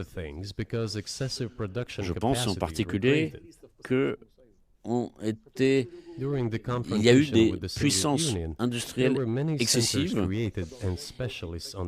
et alors qu'il y avait la lutte contre l'URSS, il y a beaucoup de centres qui avaient été inventés, de spécialistes qui avaient été formés sur l'URSS et qui ne savaient rien faire d'autre. Et alors ils continuaient, il faut frapper la Russie, il faut essayer de la démolir, créer plusieurs États sur son territoire et diviser pour mieux régner, les utiliser pour mieux lutter contre la Chine. C'est une erreur.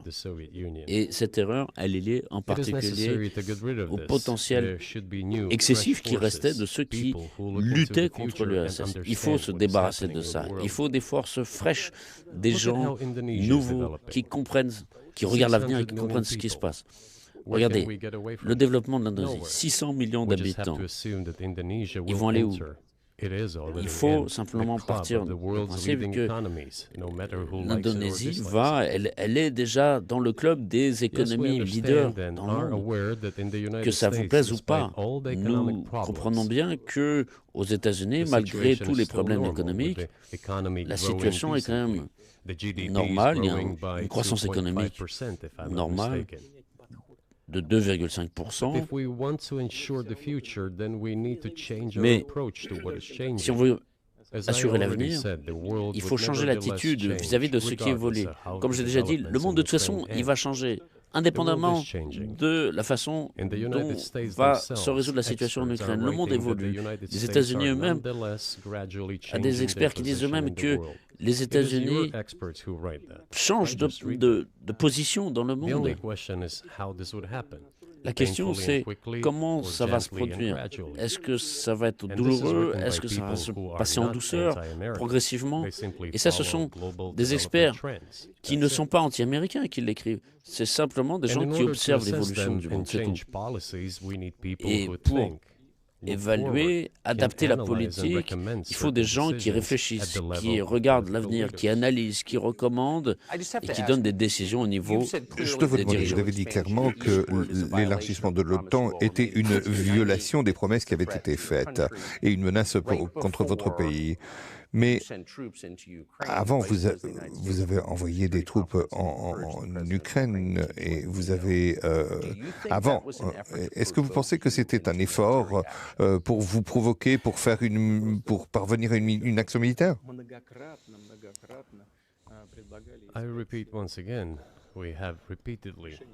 Je le répète encore une fois, nous avons souvent proposé une solution au problème qui est apparu en Ukraine après le coup d'État de 2014, par des moyens pacifiques.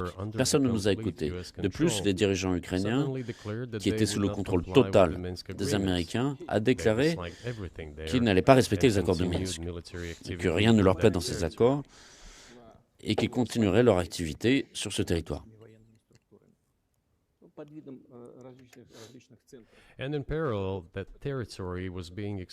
Et parallèlement, on a assisté à une conquête de séries de territoires par les structures militaires de l'OTAN, avec la formation de cadres, et donc des bases ont été établies. En Ukraine, une loi a été adoptée pour dire que les Russes ne sont même pas une nation, mais au contraire qu'il y a des lois qui nient ces droits en Ukraine, qui a eu en cadeau ce peuple russe, et on dit que ce n'est pas un peuple titulaire.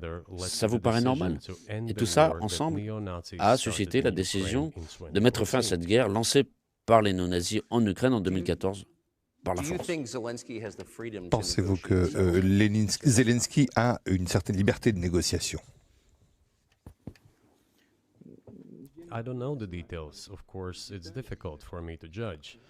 Je ne sais pas. Je ne peux pas juger des détails, mais je pense qu'en tout cas, oui, il y a quelque chose. Son père avait fait la guerre contre les nazis pendant la guerre. Et j'en ai parlé avec lui une fois. Je lui ai dit, Volodya, qu'est-ce que tu fais? Pourquoi tu soutiens aujourd'hui les néo-nazis en Ukraine? Quand ton père a lutté contre les nazis, il était sur le front. Je ne vais pas vous dire ce qu'il m'a répondu. C'est une autre histoire. Je considère que ce n'est pas convenable. En ce qui concerne la liberté de choix, pourquoi pas? Il est venu au pouvoir pour satisfaire les attentes du peuple ukrainien, pour apporter la paix, il l'avait dit, et c'est ça qui fait qu'il a remporté les élections avec un avantage fort. Mais une fois arrivé au pouvoir, il y a eu deux choses. La première chose, c'est ne pas se disputer avec les néo-nazis et les nationalistes parce qu'ils sont très actifs, très agressifs et on peut s'attendre à tout de leur part. Deuxième point, les Occidentaux dirigés par les États-Unis le soutient et soutient tous ceux qui luttent contre la Russie. C'est avantageux, c'est plus sûr. Et donc, il a occupé cette position malgré les promesses faites à son peuple de cesser la guerre en Ukraine. Il a trompé ses électeurs. Pensez-vous qu'il avait la liberté, avant 2022, de parler avec vous? Est-ce qu'il peut le faire aujourd'hui?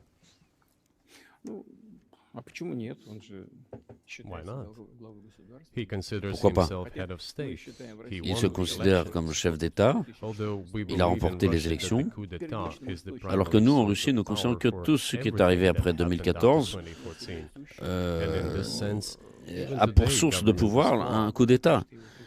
Et donc, dans ce sens, les autorités actuelles sont mauvaises. Et donc, il se reconnaît comme président, il est reconnu comme tel par les États-Unis, par toute l'Europe et le reste du monde. Donc, pourquoi pas? Oui, il peut. Nous avons eu des discussions avec l'Ukraine à Istanbul, on s'était mis d'accord, il le savait. De plus, le chef du groupe de négociation, M. Arachamia, je crois que c'est son nom de famille, dirige toujours un groupe parlementaire du parti du président à la Rada. Il dirige ce groupe parlementaire à la Rada. Donc dans le Parlement du pays, il est toujours là-bas. Il a même apposé sa signature sur le document dont je vous parle. Et ensuite, publiquement, il a déclaré au monde entier, nous étions prêts à signer ce document, mais M. Johnson, à l'époque Premier ministre britannique, il est venu, nous a déconseillé de le faire. Il a dit qu'il valait mieux continuer à lutter contre la Russie. Il nous donnerait tout ce qu'il faudrait pour compenser tout ce que nous aurions perdu dans les combats contre la Russie. Et cette déclaration, elle a été publiée. Il l'a dit publiquement. Est-ce qu'ils peuvent y revenir? Ça, c'est une question. Est-ce qu'ils veulent ou pas? Et ensuite, M. le Président ukrainien a signé un décret lui interdisant de mener des négociations. Alors qu'il change ce décret, nous n'avons jamais renoncé à avoir des discussions. Nous n'avons jamais. Ils disent est-ce que la Russie est prête? Mais nous n'avons jamais refusé. Alors qu'il annule son décret et qu'il commence les discussions. On n'a jamais refusé, nous. Et eux, ils ont satisfait la demande de M. Johnson. Il me semble que c'est stupide et tragique. Et comme l'a dit M. Arachamia, nous aurions pu arrêter la guerre il y a 1 an et demi, cesser les combats. Mais les Anglais nous ont dit de ne pas le faire. Et il est où maintenant, M. Johnson? Et la guerre se poursuit. C'est une bonne question. Où pensez-vous qu'il est et qu'est-ce qu'il fait maintenant? Personne ne sait. Moi, je ne comprends pas. La situation était telle à ce moment. Tout le monde avait l'illusion que la Russie pouvait être vaincue sur le champ de bataille. C'était de la présomption, c'était peut-être sincère, mais c'était pas intelligent. Vous avez décrit d'autres connexions entre la Russie et l'Ukraine, les relations, l'Église orthodoxe ou autres. Qu'est-ce que cela signifie pour vous? Vous êtes un dirigeant chrétien. Et quel effet cela a sur vous?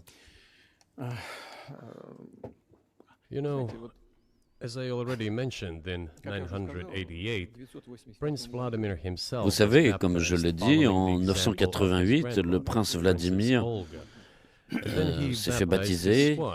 Il a baptisé la princesse Olga et ensuite il a baptisé sa droujina, son armée.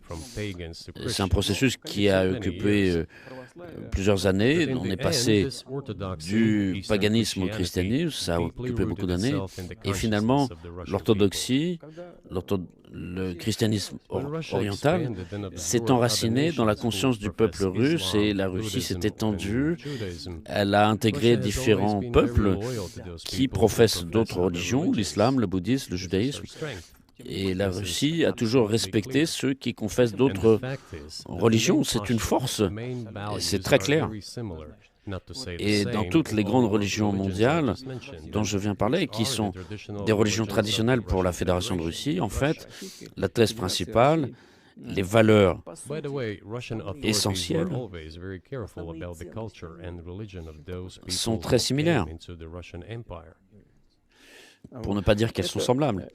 Et toujours les autorités russes ont toujours eu une attitude respectueuse envers cette culture et la confession des différents peuples au sein de l'Empire russe. Et à mon avis, c'est un gage de sécurité et de développement. Tous ces peuples considèrent la Russie comme leur patrie. Et si par exemple tous les pays, je ne sais pas, en Amérique latine ou en Europe se déplacent, les gens viennent en venant de leur patrie, par exemple dans des pays européens, et ceux qui ont différentes religions en Russie, ils se considèrent en Russie comme dans leur patrie. Ils n'ont pas d'autre patrie. Nous sommes ensemble. C'est une grande famille.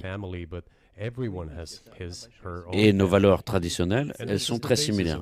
Et quand je dis une grande famille, je dis que chacun a sa famille, c'est la base de notre société, et que si nous parlons de la patrie, de la famille, sont liées très concrètement entre elles, c'est la vérité. On ne peut pas assurer un avenir normal pour ses enfants, pour sa famille, si on n'assure pas un avenir stable pour tout le pays, pour toute la patrie. Voilà pourquoi le patriotisme est si développé en Russie. Mais le fait que les religions sont différentes, vous savez, donc la religion chrétienne est non violente, Jésus dit dans l'autre joue, etc. Comment un dirigeant peut être un chrétien et faire la guerre? Comment conciliez-vous cela?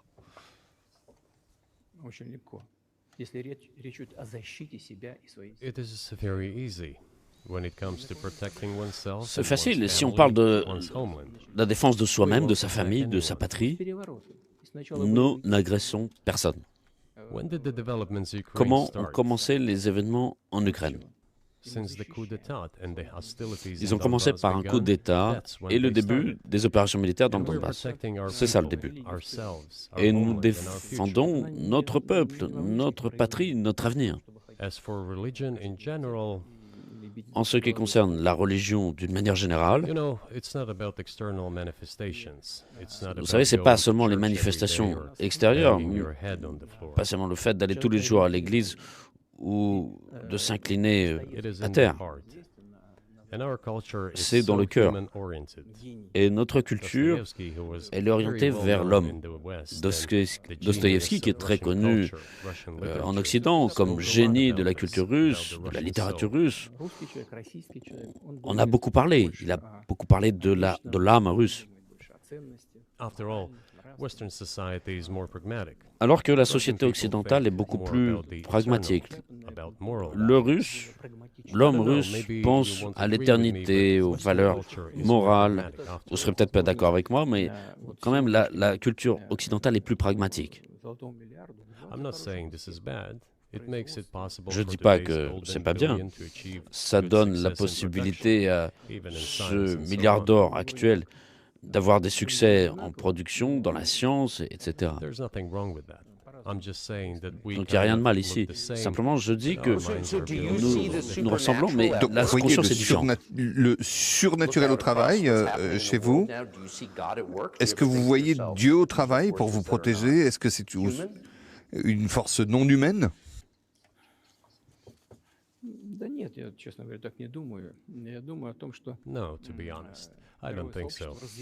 Non, honnêtement, c'est pas ce que je pense. Je pense que la communauté internationale se développe selon ses propres lois. Elles sont telles qu'elles existent. On ne peut pas s'en passer, c'est toujours ce qui s'est passé dans l'humanité. Certains peuples se sont levés, sont devenus plus forts, et puis ils ont disparu de l'arène internationale. Et There's probably no need for me to give examples, but we could j'ai start pas with the besoin Genghis de donner Khan d'exemples and ici. On peut horde commencer conquerors, par the Golden Horde, les and then end ordines with the Genghis Roman Khan, Empire. la It seems Horde that there d'or, has never en been finissant anything par like the Roman l'Empire Empire in the history romain. of mankind. Dans l'histoire de l'humanité, je crois que Nevertheless, the il n'y potential a of the jamais eu quelque chose barbarians d'aussi grand gradually que grew l'Empire as romain. did their Mais en population. tout cas, on a eu In le general, potentiel the des barbarians were barbares getting qui s'est stronger and began to accumulé develop et finalement economically, as l'Empire we will romain see s'est today. écroulé parce que This les barbares étaient eventually plus led to forts, the collapse notamment of sur le the plan Roman Empire économique, ils se sont and the renforcés. Et ce régime imposed by the Romans. qui avait été imposé par l'Empire romain dans le monde s'est écroulé. Il a mis 500 ans à s'écrouler. C'est un processus qui était très long, 500 ans. La différence avec la situation d'aujourd'hui, c'est que le processus d'évolution est beaucoup plus rapide aujourd'hui qu'à l'époque du Grand Empire romain. Alors, quand est-ce que va commencer l'empire de l'intelligence artificielle? You're asking increasingly more complicated questions. To answer them, you Vous need to me be posez des questions an de plus en plus expert in big difficiles. numbers, Pour répondre, data il faut bien and sûr être AI. spécialiste dans les grands nombres et dans l'intelligence artificielle. Il y a beaucoup de menaces face à l'humanité en matière de génétique. On peut créer un surhomme, un homme spécial, un homme guerrier, un homme scientifique, un homme sportif. On dit qu'aux États-Unis, Elon Musk a déjà implanté une puce dans la tête d'un homme. Que pensez-vous de ça? Well, I think there's no Je pense stopping Elon qu'on Musk. ne peut He pas will arrêter do as Musk. he sees fit. Il va faire ce qu'il considérera comme nécessaire. Mais il faut se mettre d'accord avec lui, il faut chercher des moyens de le convaincre. Je pense que c'est quelqu'un d'intelligent. Je suis convaincu qu'il est intelligent, mais il faut se mettre d'accord avec lui il faut placer ce processus dans des cadres bien précis.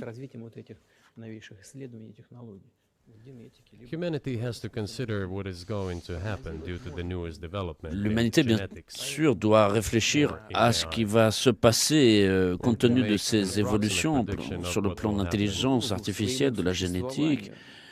Donc, comprendre ce qui peut se produire à l'étape suivante.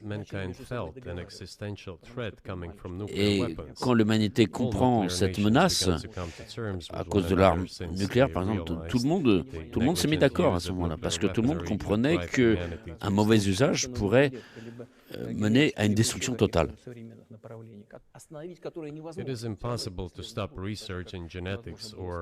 Quand on comprendra que ce développement sans contrôle et sans limite de l'intelligence artificielle, de la génétique, à ce moment-là, je pense qu'il y a des recherches. De même que ce n'était pas possible de cacher la création de la poudre et d'autres inventions qui sont survenues dans l'histoire de l'humanité. Mais quand l'homme sent une menace sur lui-même, à ce moment-là, on a une période qui s'instaure où on comprend qu'il faut se mettre d'accord.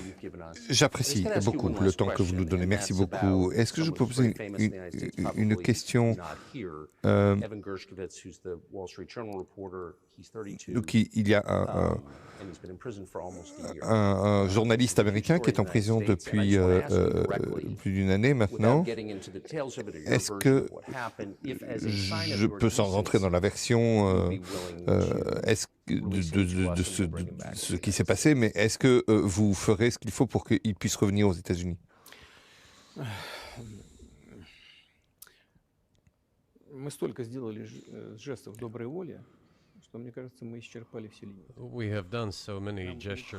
Nous avons fait tant de gestes de bonne volonté.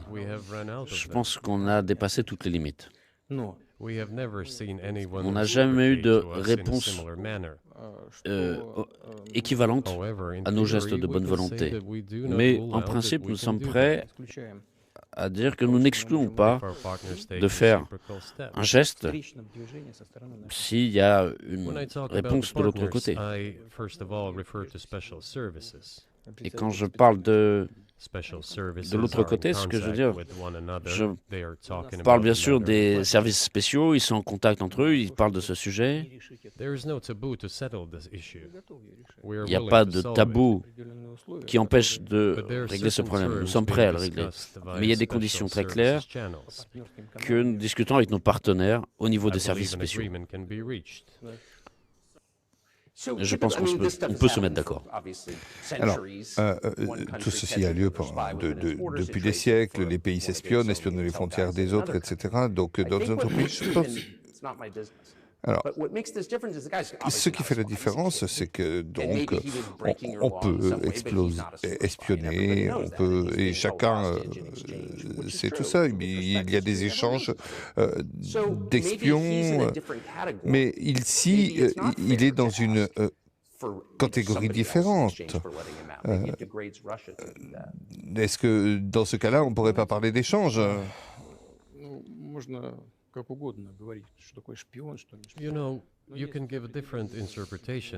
Vous savez, on peut dire ce qu'on veut sur ce qu'est un espion ou pas un espion, mais il y a des choses très concrètes qui sont prévues par la loi. Si quelqu'un reçoit des informations secrètes et le fait de façon secrète, ça s'appelle de l'espionnage. Et c'est ce qu'il a fait concrètement. Il a reçu de l'information secrète. Il l'a fait de façon secrète. Peut-être qu'il a été attiré, peut-être qu'il a été imprudent, peut-être pas par son initiative propre, mais tout ça s'appelle l'espionnage. Il a été pris en flagrant délit, et s'il y avait des choses qui ont été inventées, qui ne sont pas prouvées, ce serait autre chose. Mais là, il a été attrapé la main dans le sac. Il a reçu des informations secrètes de façon secrète. Alors, qu'est-ce que c'est? Alors, les choses peuvent être extrêmement différentes. Il peut y avoir différentes choses. Je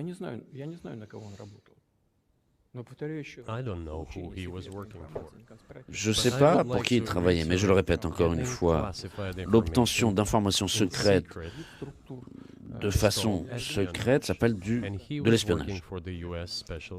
Et il travaillait dans l'intérêt des services secrets américains, peut-être d'autres structures. Je ne pense pas qu'il ait travaillé pour Monaco. Je ne pense pas que Monaco soit intéressé à obtenir ces informations. Ce sont les services secrets qui doivent se mettre d'accord entre eux, vous comprenez? Il y a des pratiques qui sont connues, il y a des gens qui, à mon avis, ne sont pas liés aux services secrets. Écoutez, moi je vais vous dire, dans un pays ce sont les États-Unis, il y a un homme qui, pour des considérations patriotiques, a liquidé dans une capitale européenne un bandit. Vous savez, pendant ce qui s'est passé dans le Caucase, vous savez ce que faisait ce type? J'ai pas envie, mais je vais quand même le faire. Il mettait nos soldats qui avaient été faits prisonniers sur une voiture et ensuite, il faisait passer des voitures sur leur tête. C'est quoi ce type? Est-ce que c'est un homme? On a trouvé un patriote qui l'a tué dans une capitale européenne. Il l'a fait à son initiative propre. Ou pas, ça, c'est une autre question. Oui, mais c'est une histoire complètement différente. Il a fait autre chose.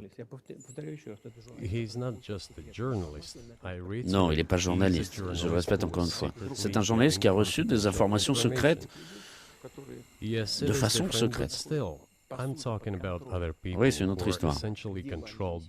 Je parle simplement de ces gens qui sont en fait sous le contrôle des autorités américaines, ou qu'ils soient en prison. Entre les services secrets, il y a un dialogue. Ça doit se faire en douce, tranquillement, au niveau professionnel. S'il y a des contacts, qu'ils se poursuivent. Je n'exclus pas que cette personne, vous a parlé, M. Gershkovitch, puisse revoir sa patrie. Pourquoi pas?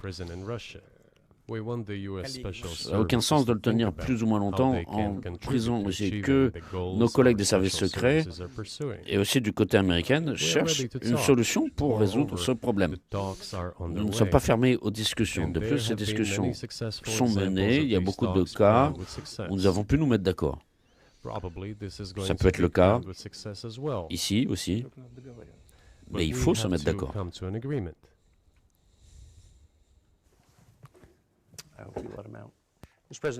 Monsieur le Président, merci.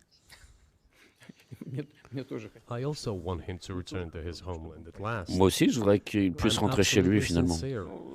Je le dis tout à fait sincèrement. Mais je le répète, il y a un dialogue qui est en cours. Plus nous rendons publics ces éléments, plus c'est difficile de les résoudre. Tout doit se Je me faire demandais tranquillement. si il est vrai, avec la guerre, je pense que j'aurais une question encore, c'est que peut-être que vous ne voudrez pas répondre pour des raisons stratégiques, mais est-ce que vous êtes inquiet sur le fait que ce qui se passe en Ukraine pourrait aboutir à quelque chose de plus important et d'encore plus horrible?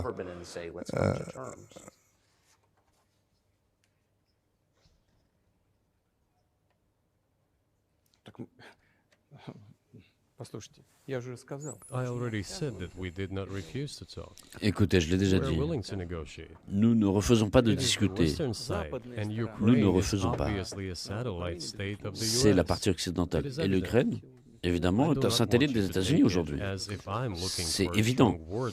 Et je ne voudrais pas que ce soit comme une insulte ou comme une humiliation, mais on comprend bien ce qui se passe aujourd'hui. Le soutien financier, 72 milliards, a été donné. Au deuxième plan, il y a l'Allemagne, d'autres pays européens, des dizaines de milliards de dollars qui sont envoyés en Ukraine. C'est énorme. Il y a un trafic d'armes. Dites aux dirigeants ukrainiens, d'accord, mettez-vous d'accord. Supprimez votre décret stupide, mettez-vous, asseyez-vous et discutez. J'ai dit, vous avez dit que l'Ukraine avait été empêchée par l'ancien Premier ministre britannique et par l'administration Biden. Donc ce n'est pas nouveau, des pays qui parlent avec d'autres pays. Mais est-ce qu'il ne faudrait pas discuter directement avec l'administration Biden qui prend ces décisions?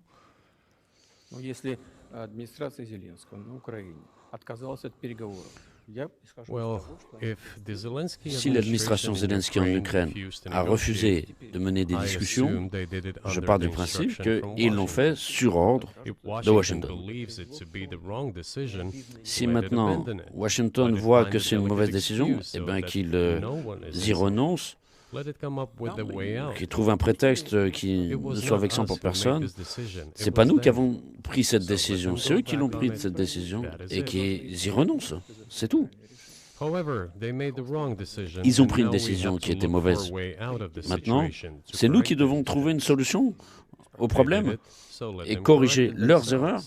C'est eux qui se sont trompés. Eh bien, qu'ils corrigent leurs fautes. Nous sommes d'accord. Pour ne pas qu'il y ait de malentendus, pour être sûr d'avoir compris, vous êtes prêt à négocier sur ce qui se passe en Ukraine?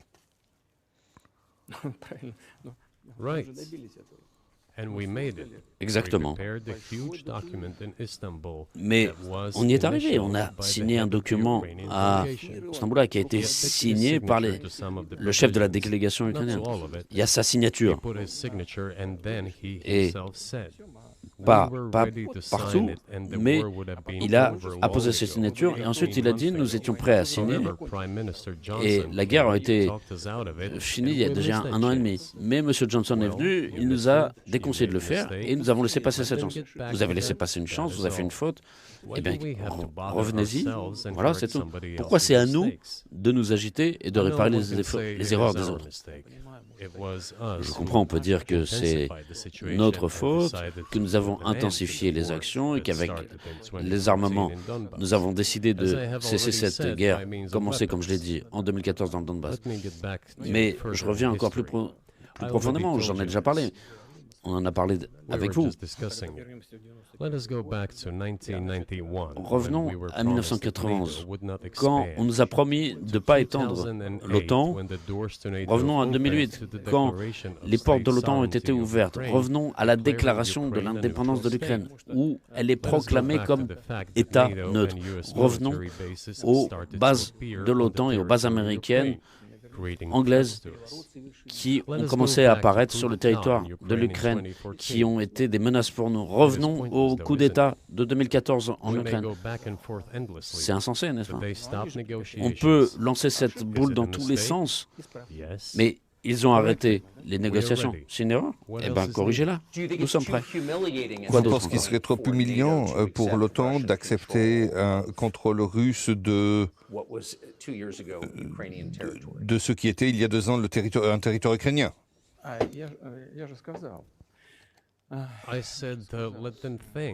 Je l'ai dit. Qu'ils réfléchissent comment le faire de façon honnête.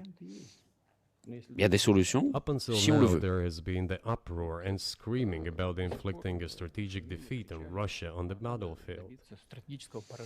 Ils ont crié, ils ont fait du bruit, ils ont dit il faut parvenir à une défaite stratégique de la Russie sur le champ de bataille. Alors, vous voyez si c'est possible. Il me semble que ce n'est pas possible par définition. Cela ne se produira jamais. Il me semble qu'aujourd'hui, on en prend conscience, notamment chez ceux qui dirigent en Occident. Mais c'est ça, si cette prise de conscience existe, alors réfléchissez à ce qu'il faut faire. Après, nous sommes ouverts au dialogue. Est-ce que vous voulez dire félicitations l'OTAN pour la situation qui prévaut actuellement? Vous savez, c'est l'objet de négociations. De négociations que personne ne veut mener avec nous. Enfin, ils disent qu'ils veulent, mais qu'ils ne savent pas comment. Je sais qu'ils veulent. Je le vois, mais aussi, je sais qu'ils veulent. Mais ils ne comprennent pas comment le faire. Et c'est eux qui ont provoqué cette situation dans laquelle nous nous trouvons. Ce n'est pas nous, mais nos partenaires, nos opposants qui l'ont fait. D'accord, qu'ils réfléchissent maintenant à comment aller dans l'autre sens. Nous ne sommes pas contre. Ce serait ridicule si ce n'était pas si triste.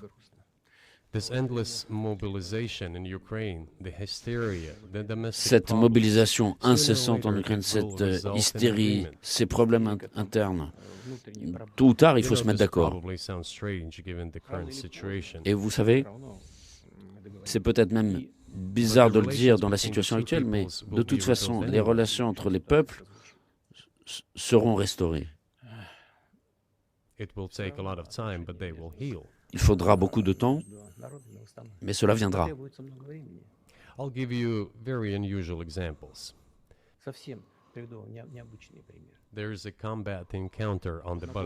Je vais vous donner des exemples originaux. Il y a des contacts, concrètement sur le terrain, et des soldats ukrainiens sont encerclés. C'est un fait réel. Et nos soldats disent, vous n'avez aucune chance, rendez-vous. Sortez et vous resterez en vie. Rendez-vous.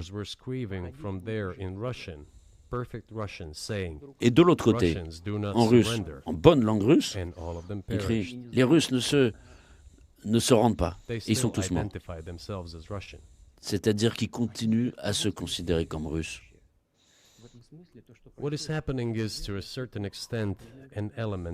En ce sens, ce qui se produit, c'est un élément de guerre civile.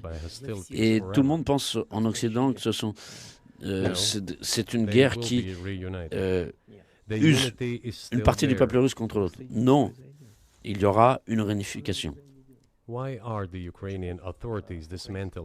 C'est inévitable. Pourquoi les autorités ukrainiennes saccagent l'Église orthodoxe russe? Parce qu'elle unit non pas des territoires, mais l'âme, et personne ne pourra casser cela.